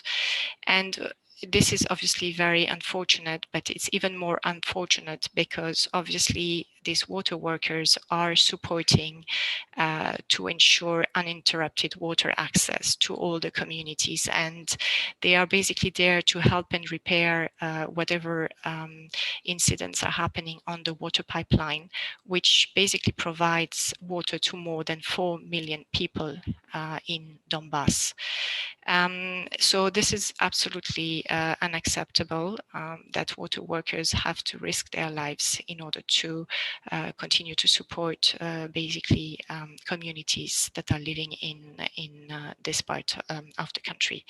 So we really hope that through this discussion and presentation from different agencies, we can, raise the awareness of the issues of mines and unexploded ordnances and also other objects, and we can basically continue collectively, as my colleague from OCHA said, move forward and support the government in coming up with a comprehensive mine action program, and specifically, obviously, on children.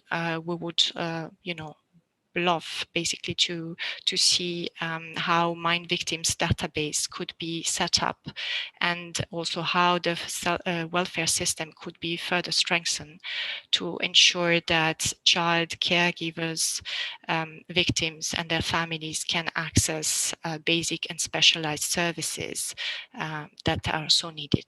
Thank you very much.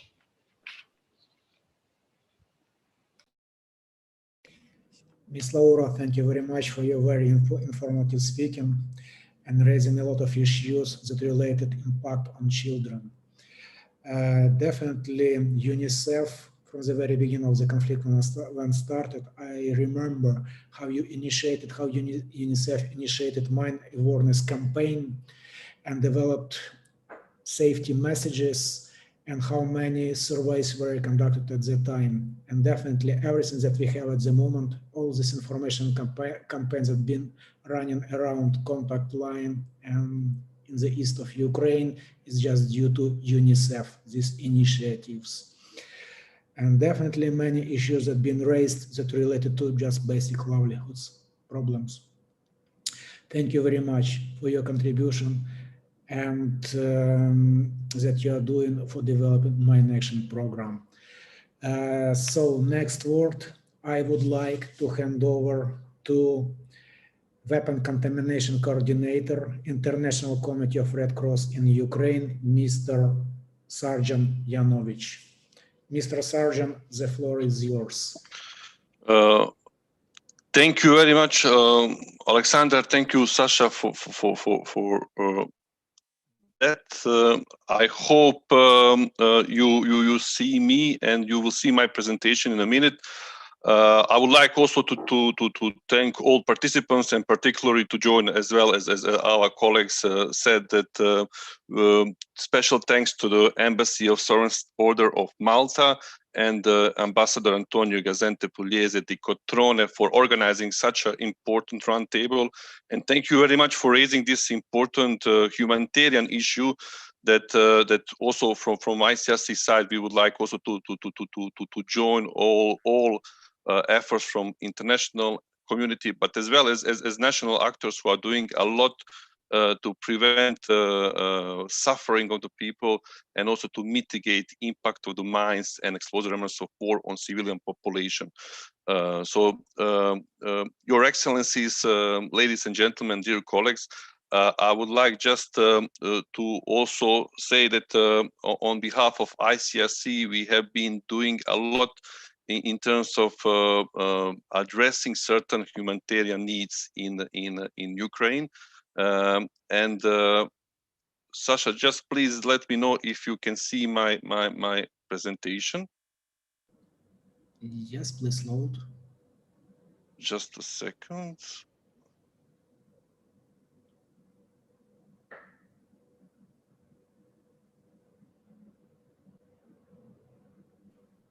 Yes. Yes, you can see. Yeah, please. Okay, so I will just, to avoid just repetition, I think most of us are familiar with the problem of mines and ERW in Ukraine. We are speaking about landmines, both anti-personnel and anti-vehicle mines, plus unexploded ordnance and as well abandoned ordnance, and sometimes also we have also quite a few accidents with booby traps. And we also, it was mentioned several times that we have this problem located along the line of contact, but as it was mentioned by the colleague from OSC SMM, quite a few accidents are also located in areas not that close to the line of contact, so which is, I think, also should be taken consideration that some of the suspected and confirmed hazardous areas are also a bit far away from the line of contact. So we have like estimates that more than 15,000 square kilometers of suspected areas that should be addressed in different ways through the surveys, clearance, and other mine action activities. And we also have the fact that most of the mine ERW contaminated areas are not really marked. Yeah, this is something that it should be addressed. Yeah. In terms of impact, it was also mentioned several times. We have more than 1,000 civilians killed or injured since 2014, and it was also rightly mentioned that also we follow this trend that since 2020 and ceasefire agreement, I would say this became mine and ERW became one of the main cause of casualties among civilians, and it's something that should be taken into consideration. Then we also have direct impact on the children that are traveling to schools in most of the mine ERW affected areas, which in that case they need to pass danger areas. We have also limits in terms of movement of civilian population. It was already mentioned EECPs, but I would say also all movements of civilian population who are living in proximity of the line of contact are sometimes impacted by the presence of mines in the W. And it's as colleagues from UNICEF also mentioned, we have also this impact on the civilian infrastructure and essential infrastructure objects, I would say. So everything related to the water, gas, electricity. Very often, whenever there is need to repair that, there is problem of mines in ERW and how to reach a place where our colleagues, workers from the different agencies and structures should do this repair. At the same time, we have also long-lasting efforts that probably will remain for next couple of years, if not decades. And this is also access to agriculture and grazing land. Many of you who've been in Eastern Ukraine, you can see that this land is very good agricultural land, in fact, and many people depend on that. Then we have also more. It limits opportunity for economic activities and the livelihood for many people who are living there. Mr. Ignacio from OCHA already mentioned that more than 3.4 million people are affected directly by the conflict, but there's still 2 million people who are still living there, and they have limited opportunities for different economic activities. And on the end, also there is also it is the fact that mines and explosive remnants of war represent one of the major obstacles for the economic and also touristic development of Eastern Ukraine. In terms of ICRC way how to address this problem, you probably are aware that in terms of addressing humanitarian needs, ICRC tries as much as possible to have this holistic approach, not only in mine action, I mean weapon contamination activities, but also in other activities that we implemented in affected areas. If we speak specifically about mine action activities that are conducted by the ICRC, we noted that there are requirements to do several activities in parallel. So something that we would like to focus in.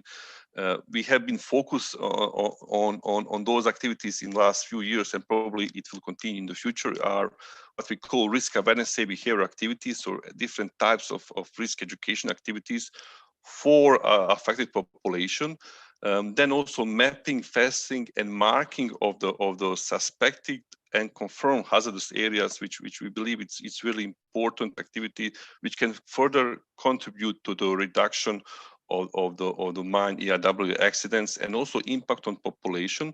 And in order to do that, we are very much involved in provision of training and equipment for the clearance and different types of EOD activities for the different national authorities and local structures that you have here in Ukraine, which we also believe that they have a quite strong technical expertise in terms of demining. It should be maybe definitely said that there is need to have exchange with other countries and also more exposure to the international mine action standards. But definitely, I think here in Ukraine we speak of very capable people and agencies who are dealing with that. And this is also one of the reasons why we as ICRC, we didn't want to have the mining team here on the ground, because we believe that we can contribute more by providing this kind of training and equipment and support direct implementators of clearance or EOD activities here in Ukraine. And as well as a promotion of humanitarian demining activities with the mostly the humanitarian priorities in terms of demining. At the same time, we believe that it's very important to influence individual behavior, and to do that we have various tools and methods. We are not speaking only about mine risk education, but also different types of risk reduction activities, because in many occasions, as we noticed, that many people are aware of the danger, but they have some challenges in terms of certain safety messages or certain behavior that they believe it's safe. And at the same time, many people are aware of the danger, but they are still willing to take certain level of risk because of economic necessity. And in that case, you need to combine your risk awareness activities with some other risk reduction activities as well. So in order to do that, we started a long time ago our risk awareness safe behavior activities, and in 2021 we continued to implement those activities in both government control area and non-government control area, despite many challenges in terms of also COVID and everything else. By June 2021, we reached 8,500 people living in those areas. We mostly focus on the highly affected areas in vicinity of the line of contact. We don't have that many activities in terms of risk awareness outside of those communities. To do that, we organize more than 389 sessions or different activities, including online activities that we really expanding a lot since 2020. We also support marking activities, so we provided only in 2021 1,600 warning signs, 2,100 wooden sticks, and also we supported also different this demarcation tapes, big amount of that, and we also help to construct what we call safe playing areas for the children. So in those affected communities, one is finalized, and 9 safe playing areas we have still under constructions, with the aim to help children to play in safe environment. Then we also provided different types of training, like 2 non-technical survey trainings for the CESU in Lugansk Oblast, 3 explosive ordnance reconnaissance courses for the CESU in Slavyansk, in Bakhmut, Avdiivka, and Pokrovsk. Then we have also different other activities with CESU, including risk awareness, safe behavior course. As well as I would say also a very important exchange that we have with the Ukraine Armed Forces engineers, and also in Kamensko-Podilsky, where is their main training center. So we have different workshops and seminars for more than 46 officers and deminers. And in addition to that, we provided a lot of equipment and materials for the CESU training centers in Rubizhne for the Lugansk Oblast, but also in Mariupol for the Donetsk Oblast, and also in Merefa in Kharkiv, where there is their main training center, as well as a new mine action center for CESU. We organize also our own weapon contamination staff safety briefing for our own teams, and this is ongoing activities.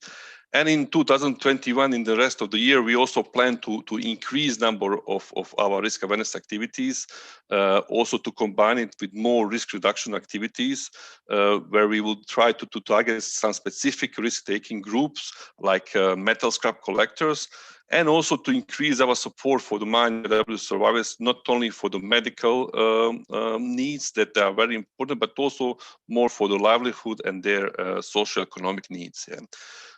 We will definitely continue to work with the different mine action authorities here in Ukraine, and to provide different types of support with them. And this also will include Ukraine Red Cross Society, which is one of our main partner, and we will continue with training and support that we will provide to them, specifically in risk awareness activities.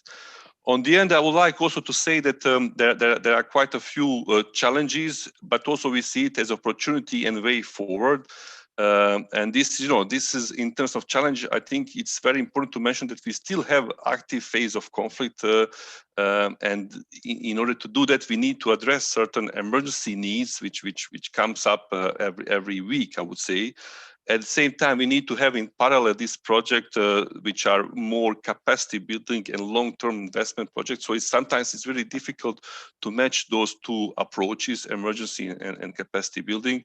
Then, as other colleagues mentioned, we have also some challenges in terms of COVID-19 and access to the community and people, but we managed to solve partially that problem by development of new tools, then definitely, there is a need to continue support the capacity building of national mine action actors, and to emphasize also that part in the future more and more. And this should be done also in accordance to the new mine action law, and hopefully also all other bylaws and procedures that will be developed in following months and weeks and probably years, I would say. What is also, I think, a way forward is really we need to give voice to those communities and people who are affected, and to really to start doing more demining activities in accordance to humanitarian priorities, and also to also strengthen this regional exchange, which we could see that from, for example, Croatian Mine Action Center, which is already ongoing, or we have also good examples from the exchanges with, for example, with Sweden. But there are quite a few other countries in the region that I think will be very good or capable to share some of their best practices. As well, I would say that Ukraine has already developed some tools and approaches that I think can be interesting for other mine ERW affected countries. So it's not only one way exchange. I think Ukraine has a lot of also to share in that regards. And one of that is as we speak about that, this use of new digital tools and different approaches in also data gathering and prioritization, which I find personally very interesting in mine action sector. Just on the end, I would like just to finish with one of the positive examples, and this is something that we also would like to promote in the following months. It's also this what we call good examples of safe behavior, and to do that we have from April one example of the boy named Mark from Volnovaha who was participating in one of the risk awareness sessions in Volnovaha, and based on that, when he was with his friends, he stopped one of them to get closer to one UXO. It was hand grenade. He reported that to the local Ukraine Red Cross team there, who also then follow official procedure and get in touch with the CESU and Ukraine Armed Force colleagues who successfully remove that risk. And by doing that safe behavior, I would say, that boy Mark really saved his life, but also life of his friends. And this is something that I think should be highlighted. And this is also, I think, based on the good work that all of us are doing together. Yeah. So I would like to finish with that, and I will be happy to answer any questions later. Thank you very much, Sasha. Sergeant, thank you very much for very interesting and informative presentation, and having raised some very important points like what's the problem and where is the problem, and definitely really impressive for all interventions of ICRC, especially during COVID, and paying attention mostly on impact reduction, and all approaches ICRC centered on mostly on people, on humanitarian needs, because we know that at the moment that it takes years to collect, to make free land from mines and other explosive remnants of war, but people needs in protection right now. Thank you, Sergeant. Thank you very much for your contribution and for your organization. So let me hand over words to project specialist, psychosocial support to the people affected by conflict project, Ms. Oksana Khmelnitska. Ms. Oksana, please, the floor is yours. Доброго дня, шановні пані та панове, ваша високоповажність. Дякую за запрошення на цю важливу конференцію. І як громадянка України хочу висловити подяку міжнародній спільноті і міжнародним організаціям, які розказували тут про свою діяльність, за те, що в моїй країні надається така велика і ґрунтовна допомога. У мене є презентація, зараз я її включу. Я буду розповідати про психологічний вплив мін на психічне здоров'я людей, що проживають на сході моєї країни. Я з 2015 року працюю у проєкті Maltese International, який підтримує уряд Німеччини. Цей проєкт працює в Донецькій і Луганській областях і надає психосоціальну допомогу постраждалим від військового конфлікту. Зараз допомога надається на базі 3 центрів психічного здоров'я, психосоціального супроводу в Краматорську, Маріуполі і Сєвєродонецьку. І звідти також виїжджають мобільні бригади на лінію розмежування 0,5-10 кілометрів.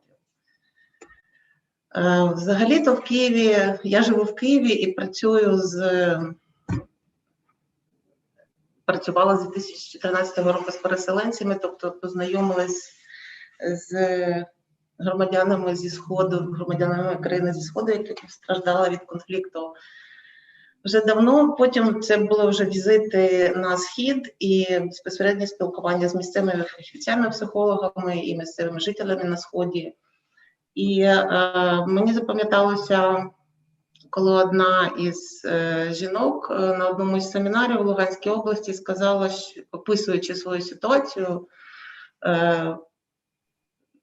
вона сказала, спочатку у нас була екологія, потім була наркоманія, потім був СНІД, потім трапився Майдан, а тоді була війна.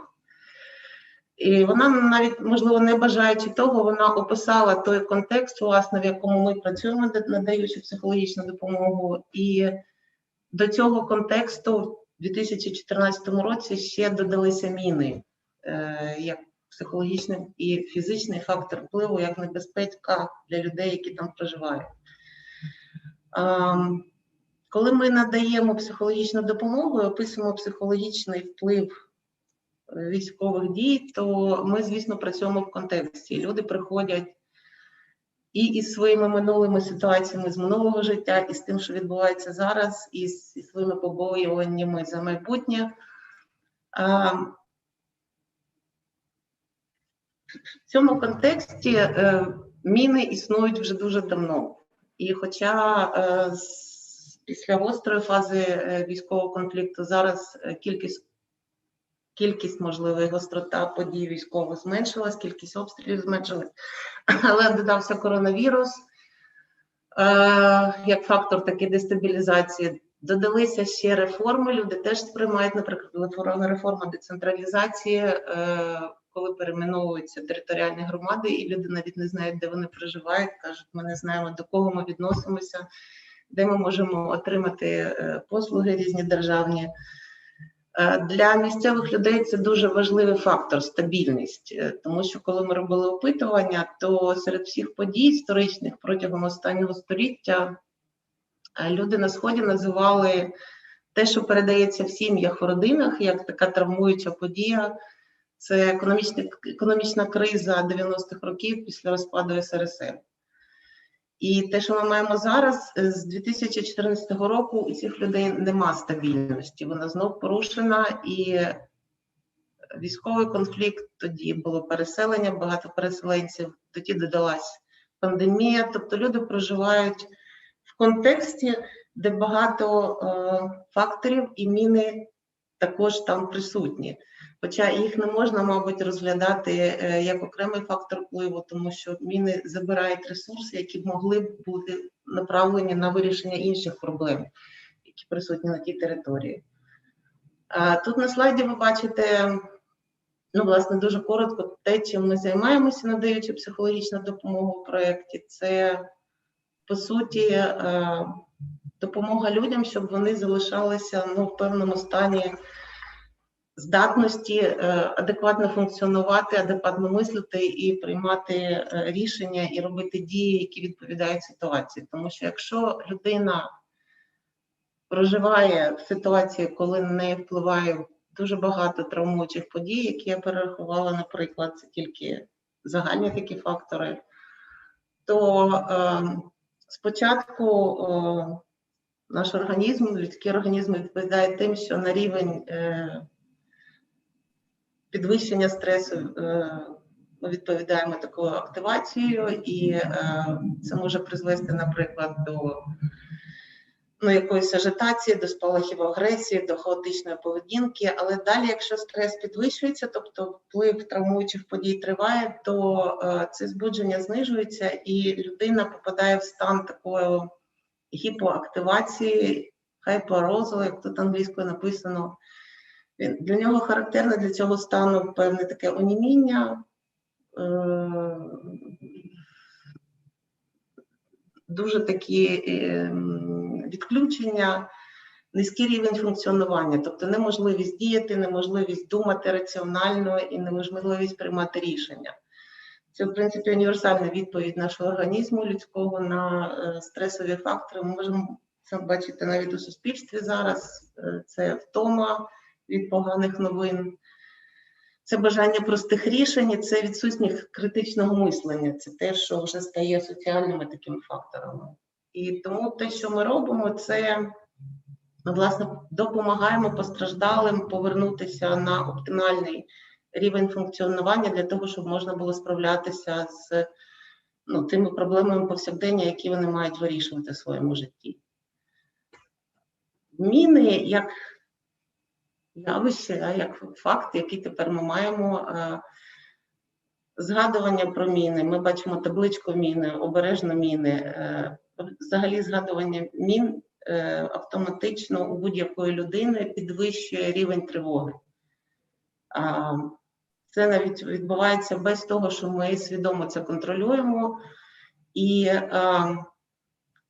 підвищення рівня тривоги – це страх невідомого. Тобто це основний психологічний ефект мін, про який розповідають люди.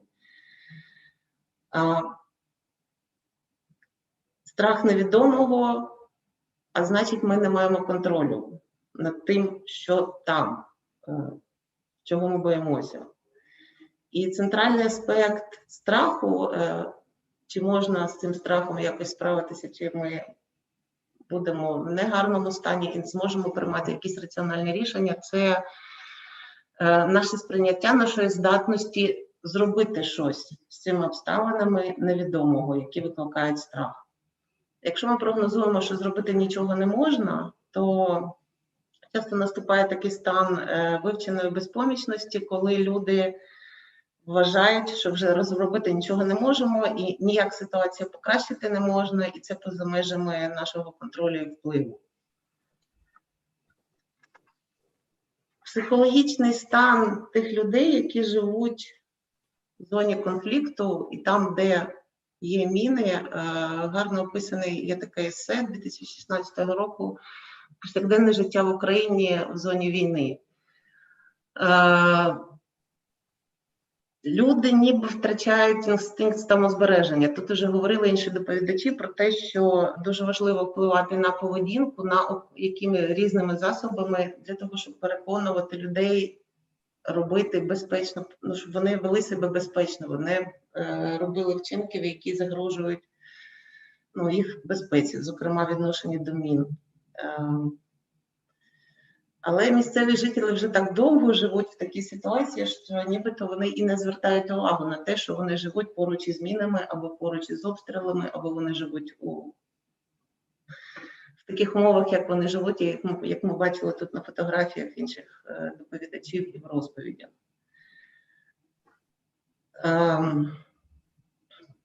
Якщо ми говоримо про психічне здоров'я людей в зоні військового конфлікту, то ми маємо справу з мультитравмою, як це є така термінологія наукова, і секвенційна травма. Тобто кілька видів підряд різних впливів травмуючих, або весь час одна та сама травма, тобто це військові дії і міни, можна віднести також до секвенційної травми. Тобто ти завжди весь час поруч із небезпекою, у тебе нема безпечного місця, ти не можеш нікуди звідти піти. І якщо говорити про такі впливи травмуючі, то люди нагадують дерево. Якщо вплив травмуючих подій пошкодить одну гілку, то дерево може відновитися. Але якщо таких подій багато, вони тривають дуже довго, то дерево може втратити крону. Тобто ми маємо справу зараз, якщо говорити про психічний стан людей, в зоні військового конфлікту у них мало ресурсів, тобто ці ресурси вичерпуються, і міни з'їдають практично ці ресурси, і психологічні, і матеріальні, і економічні, вони просто з'їдають майбутнє. І навіть якщо щось і було у людей, і є підтримка певна, але все одно це такий фактор, який не сприяє тому, що люди краще переносять ту ситуацію, в якій вони живуть. Якщо люди живуть в таких обставинах, то вони роблять певні висновки про життя, про себе, про світ, і, в принципі, ці висновки передають своїм дітям. Вони можуть почати думати, що такі думки у людей про себе: я в небезпеці, я не можу нікому довіряти, я не маю впливу, я в пастці. Можливо, це знайомо тим, хто безпосередньо спілкувався з людьми, що постраждали від конфлікту, і ті, що мали інциденти з мінами, і ті, що проживають на тих територіях. Я безпомічний, я неважливий, нам ніхто не допомагає, я нікуди не належу, ніхто про мене не турбується, я один, я покинутий. Це, власне, такий вже вплив, в тому числі мін, як хронічного фактору травматизації, на те, що люди думають і що вони відчувають про себе. І той хронічний стрес, в якому вони перебувають, це тут також говорилося, що є багато випадків, статистично багато випадків, і серед чоловіків, зокрема, загибель людей, коли вони перетинають пункти пропуску в не встановлених місцях, тобто шукають якісь обхідні дороги, і що їх примушує це робити. З точки зору психології, це хронічний стрес, тому що люди хочуть поновити своє повсякденне життя. Вони починають ігнорувати небезпеку, вони починають її заперечувати. І це певний такий неконструктивний, раціональний спосіб повернути собі контроль над ситуацією. Буду робити так, як ніби нічого не відбувається, бо я вже не можу жити в такій ситуації. Якщо говорити про то, з якими скаргами чи з якими історіями ми стикаємося в нашій роботі, коли надаємо психологічну допомогу, то це, як правило, більшість історій про мінні інциденти люди розповідають на курсах навчання першої домедичної допомоги, яку ми також робимо в проєкті. Це дуже важливо для людей мати такі навички. А на психологічних групах розповідають про те, що вони тривожаться. І тривожаться про те, що не можуть контролювати. Тривожаться про худобу і про дітей. Тобто, можливо, дорослі люди навіть і могли б вже робити безпечну поведінку, але є такі обставини і те, на що вони не можуть вплинути. І після мінних інцидентів підлітки, наприклад, і діти досить легковажно до цього ставляться. І це надзвичайно важливо робити цю просвітницьку роботу. Тому що якщо навіть все закінчилося добре, у дорослих після таких випадків безсоння, інфаркти, втома, головні болі, інші фізичні симптоми, тобто це вже вплив на фізичне здоров'я. Часто такі інциденти, вони приводять до того, що втрачається годувальник в родині, люди кажуть, що вони ніби знаходяться в тюрмі, ніби вони замкнені в периметрі, вони не можуть нікуди вийти і вони не можуть використовувати звичні для себе способи відновлення, наприклад, піти в ліс, на річку чи по гриби. І для них це відсутність взагалі, де ми можемо взяти ресурси, як ми можемо наше життя зробити нормальним, таким, як у всіх людей. Це те, на що всі мають право.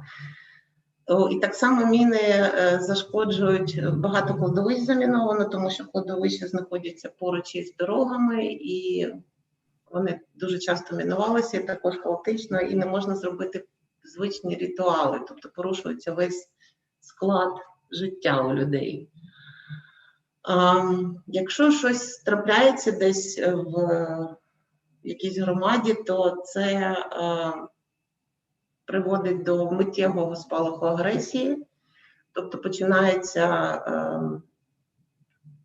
звинувачення військових, починається звинувачення влади, починаються політичні суперечки, хто винний, звісно. Єдине, що дуже слабо представлено, це те, що люди не рефлексують і не кажуть, що це власна, можливо, небезпечна поведінка призвела до того, що сталася трагедія. Я думаю, що зусилля в сенсі просвітництва дуже важливі в цьому питанні.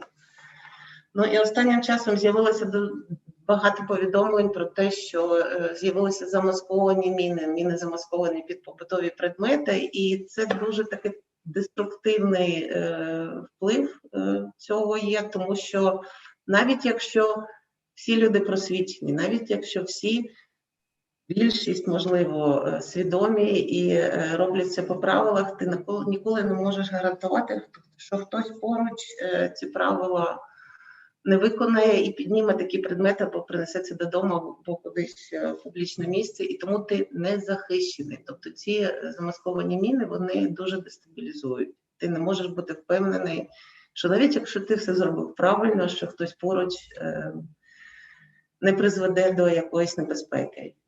Ну і звісно, що є ще таке явище, що коли люди є свідками мінних інцидентів, вони потім звинувачують тих, хто постраждав, тобто жертв, тому що думають, що треба було не ходити, треба було цього не робити, треба було виконувати правила. Ну і таким чином, за рахунок цих звинувачень, хочеться знову ж повернути собі контроль над ситуацією, що я б такого не зробив. Але в ситуації хронічного стресу ніхто не може прогнозувати, як саме буде діяти людина. Ну і на завершення хочу сказати, що, на жаль, поки конфлікт не закінчився, нема остаточного закінчення, не можна остаточно вилікувати людей, тобто не можна остаточно привести їх в психологічний стан, в якусь норму, яка, як те, що ми називаємо нормою, тому що весь час все одно відбувається травматизація різного гатунку. Але те, що ми можемо зробити, ми можемо підтримувати будь-які заходи, будь-яку діяльність, яка сприяє відновленню контролю над ситуацією, тобто це і навчання, і просвітництво, все, що тут говорилося. І друге, що ми можемо зробити, це створювати ресурси. Ті самі ресурси, які вплив травмуючих подій забирає, і у людей їх дуже мало. Добре, якщо підтримуються місцеві фахівці, допомагаючи, наприклад, теж психологи, тому що вони самі були свідками і учасниками подій, всіх тих подій, що відбувалися на Сході, а їх дуже мало. Ну і найголовніше, що я хотіла б сказати, що і ця конференція, і те, про що розповідали інші доповідачі, це надзвичайно важливо, тому що це сигнал тим людям, які живуть там безпосередньо в тих ситуаціях, сигнал про те, що вони не полишені, що вони не залишені всіми іншими людьми, які живуть в більш безпечних умовах, і що їх проблеми є соціально значущими. Тому, можливо, ми не можемо гарантувати сьогодні безпеки повної цим людям, але ми можемо оці думки, наприклад, про власну цінність і про власну приналежність, ми можемо їх змінювати за рахунок такої допомоги. І люди в результаті допомоги будуть думати, що я важливий, я належу до спільноти, я такий, кому допомогли. Тому ми можемо змінювати за рахунок такої допомоги, як мінімум, цінність. Дякую за увагу. Оксана, дякую вам за дуже цікаву і вичерпну презентацію, таку інформативну. І дійсно приємно чути, що така ініціатива існує і що така робота проводиться. Коли люди втрачають віру в майбутнє із-за мін та вибухонебезпечних предметів, також інші різні складові, це дійсно викликає дуже сподівання, як буде розвивати суспільство в іншому. Дякую вам за презентацію. And dear colleagues, We are already out of time, that already in accordance with our program. With your permission, I would like to extend roundtable for another and maximum 15 minutes, just to give an opportunity if somebody has a questions and to give an opportunity to answer on them.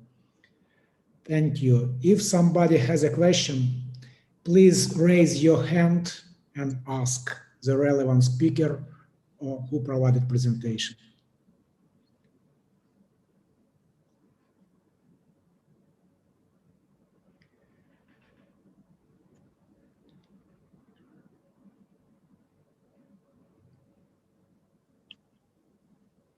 Можно обратиться, господин ведущий? Александр, можно обратиться с вопросом? Да, Игорь Мирошниченко. Да, Игорь Мирошниченко, пожалуйста, обращайтесь с вопросом. Единственное, скажите, пожалуйста, к кому вы обращаетесь?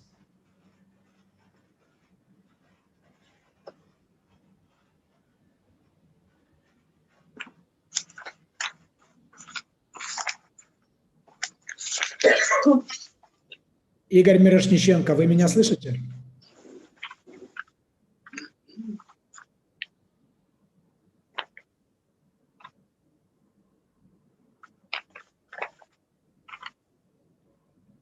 Игорь.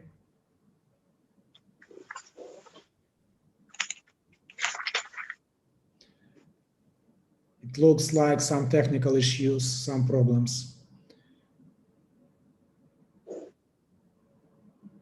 Игорь, do you hear me?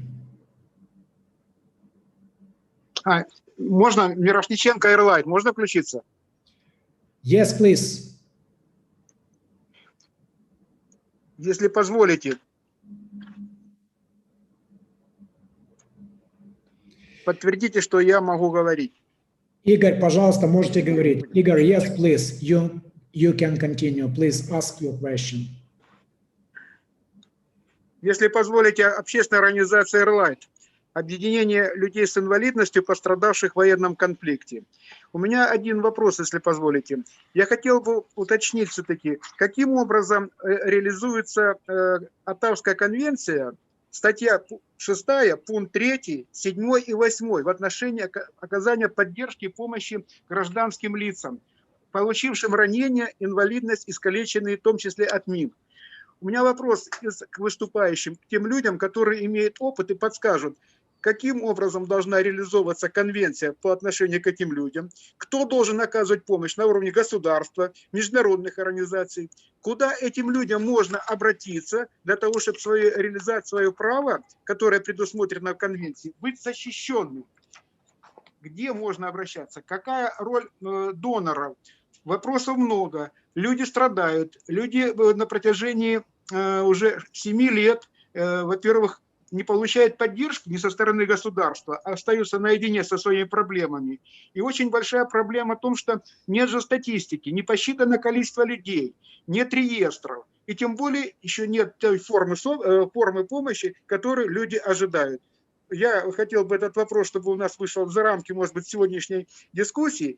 И хотел бы поблагодарить, во-первых, посла Мальты, господина Антонио Газанти, за организацию такого столь важного международного круглого стола. Я надеюсь, что вопросы, которые сегодня обсуждались, не ограничатся только сегодняшней встречей. Спасибо за внимание и надеюсь получить ответы. Спасибо.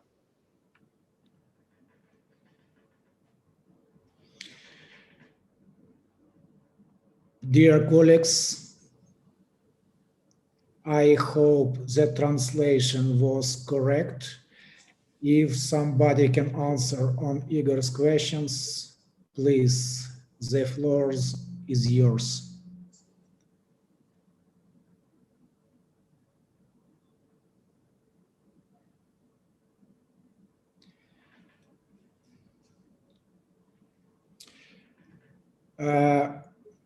Okay, dear colleagues, probably I will reply to Igor from my side and give some quick answers. And we will follow up with other questions. I will talk in Russian. please translate it, please take in consideration this channel. Игорь, плохая связь, и я надеюсь, что вопрос, который задали вопросы, они услышаны, и в каком виде получим ответы, ну, хотелось бы узнать. Да, Игорь, вы меня слышите?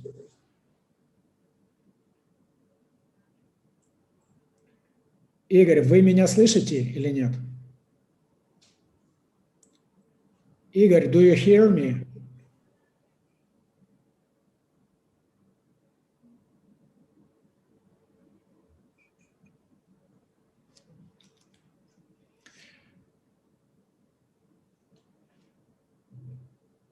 I see some technical problem. Okay, I will answer in Russian language to Игорь. Игорь, значит, Международная конвенция о запрещении использования противопехотных мин была ратифицирована Украиной парламентом и была принята. И Украина является участником вот этой конвенции. Все требования, которые относятся к конвенции, естественно, они возлагаются на государство и на ее исполнение. Конечно, Украина уже выполнила основные пункты и требования вот этой конвенции до этого конфликта. Но в связи с этим конфликтом мы стали перед новой проблемой о том, что появились новые заминированные территории, от того, что появились пострадавшие от мин и взрывоопасных предметов. И потому эта конвенция сейчас, которая, насколько мне известно, впровадживается и регулируется Министерством иностранных дел в Украине и применяется. На выполнение этой конвенции, насколько мне сейчас известно, есть продление до 2024 года, если память мне не изменяет. Конечно, много пунктов этой конвенции требует дополнительных подзаконных актов, непосредственно обратить внимание на пострадавших. И в данный момент я могу сейчас рассказать, что формируется рабочая группа, которая будет обращать внимание на, которая будет на основании конвенций, будет формировать юридическую составляющую, которая будет оказывать помощь именно пострадавшим. И также все согласно этих пунктов будет формироваться юридические подзаконные акты. Конечно, есть серьезные пробелы в этом вопросе, и так быстро ответить на этот момент не получается. Никто не ожидал, что будут пострадавшие, и что наша территория опять будет засорена взрывоопасными предметами, и что нам придется опять сталкиваться с проблемой пострадавшими от мин и взрывоопасных предметов. Это мой быстрый ответ на ваш вопрос. Игорь, вы услышали меня?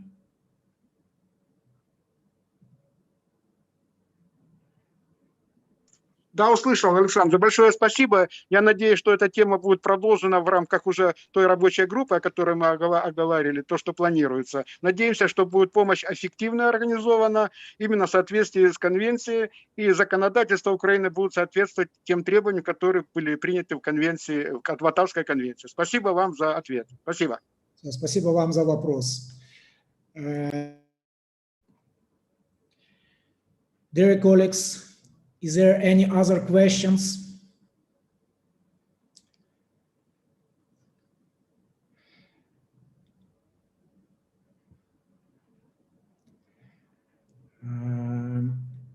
I see no question, and actually we already out of time.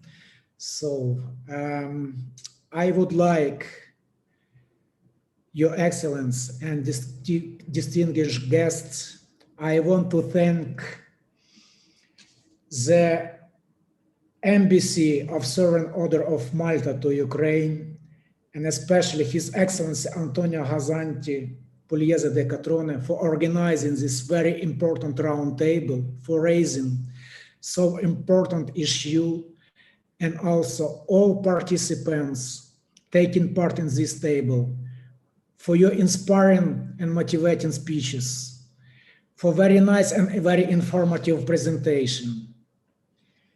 During roundtable, I believe a lot of important issues were raised concerning importance of demining operations and land release in whole. Also, mine risk education and informational campaign.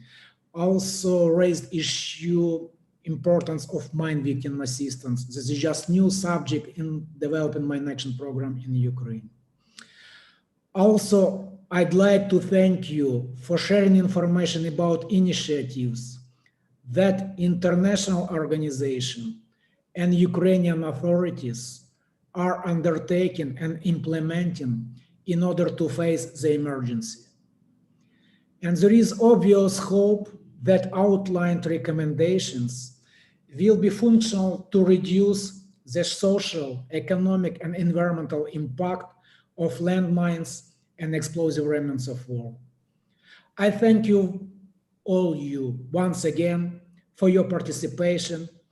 And concluding this roundtable, I sincerely congratulate you all on coming an outstanding holiday, the Day of Constitution of Ukraine. I wish you success, fruitful work, and for the benefit of the Ukrainian people. Sincerely yours, Alexander Lobov.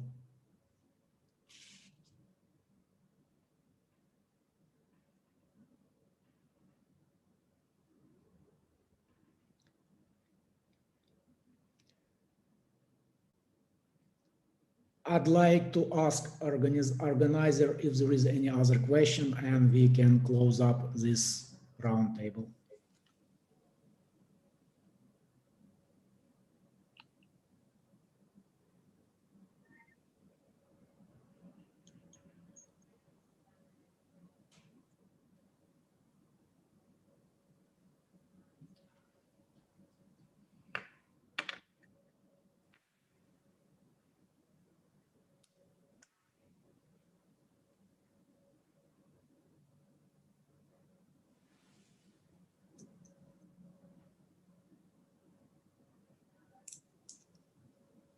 Okay, if I may to conclude, I would like to say that I am sure that we all have followed all the intervention with big interest. And the first conclusion is that this is a very complex issue with many different profiles. I think that is fundamental to reflect about two elements. First of all, we have to continue to attract public attention on this problem, and we have to develop a big common effort to fight against the problem, involving national authorities, international community, and all the other important actors in this fight. I would like to renew my thanks to all the participants, to all the speakers, and especially to Mr. Lobov, because Mr. Lobov, I know your experience in this sector, and I would like that through your words and your observation, we have had the occasion to understand clearly the dramatic aspect of this problem in East Ukraine. Thank you very much. Thank you again. You're most welcome, sir. Thank you for your nice words. All the best. Thank you very much.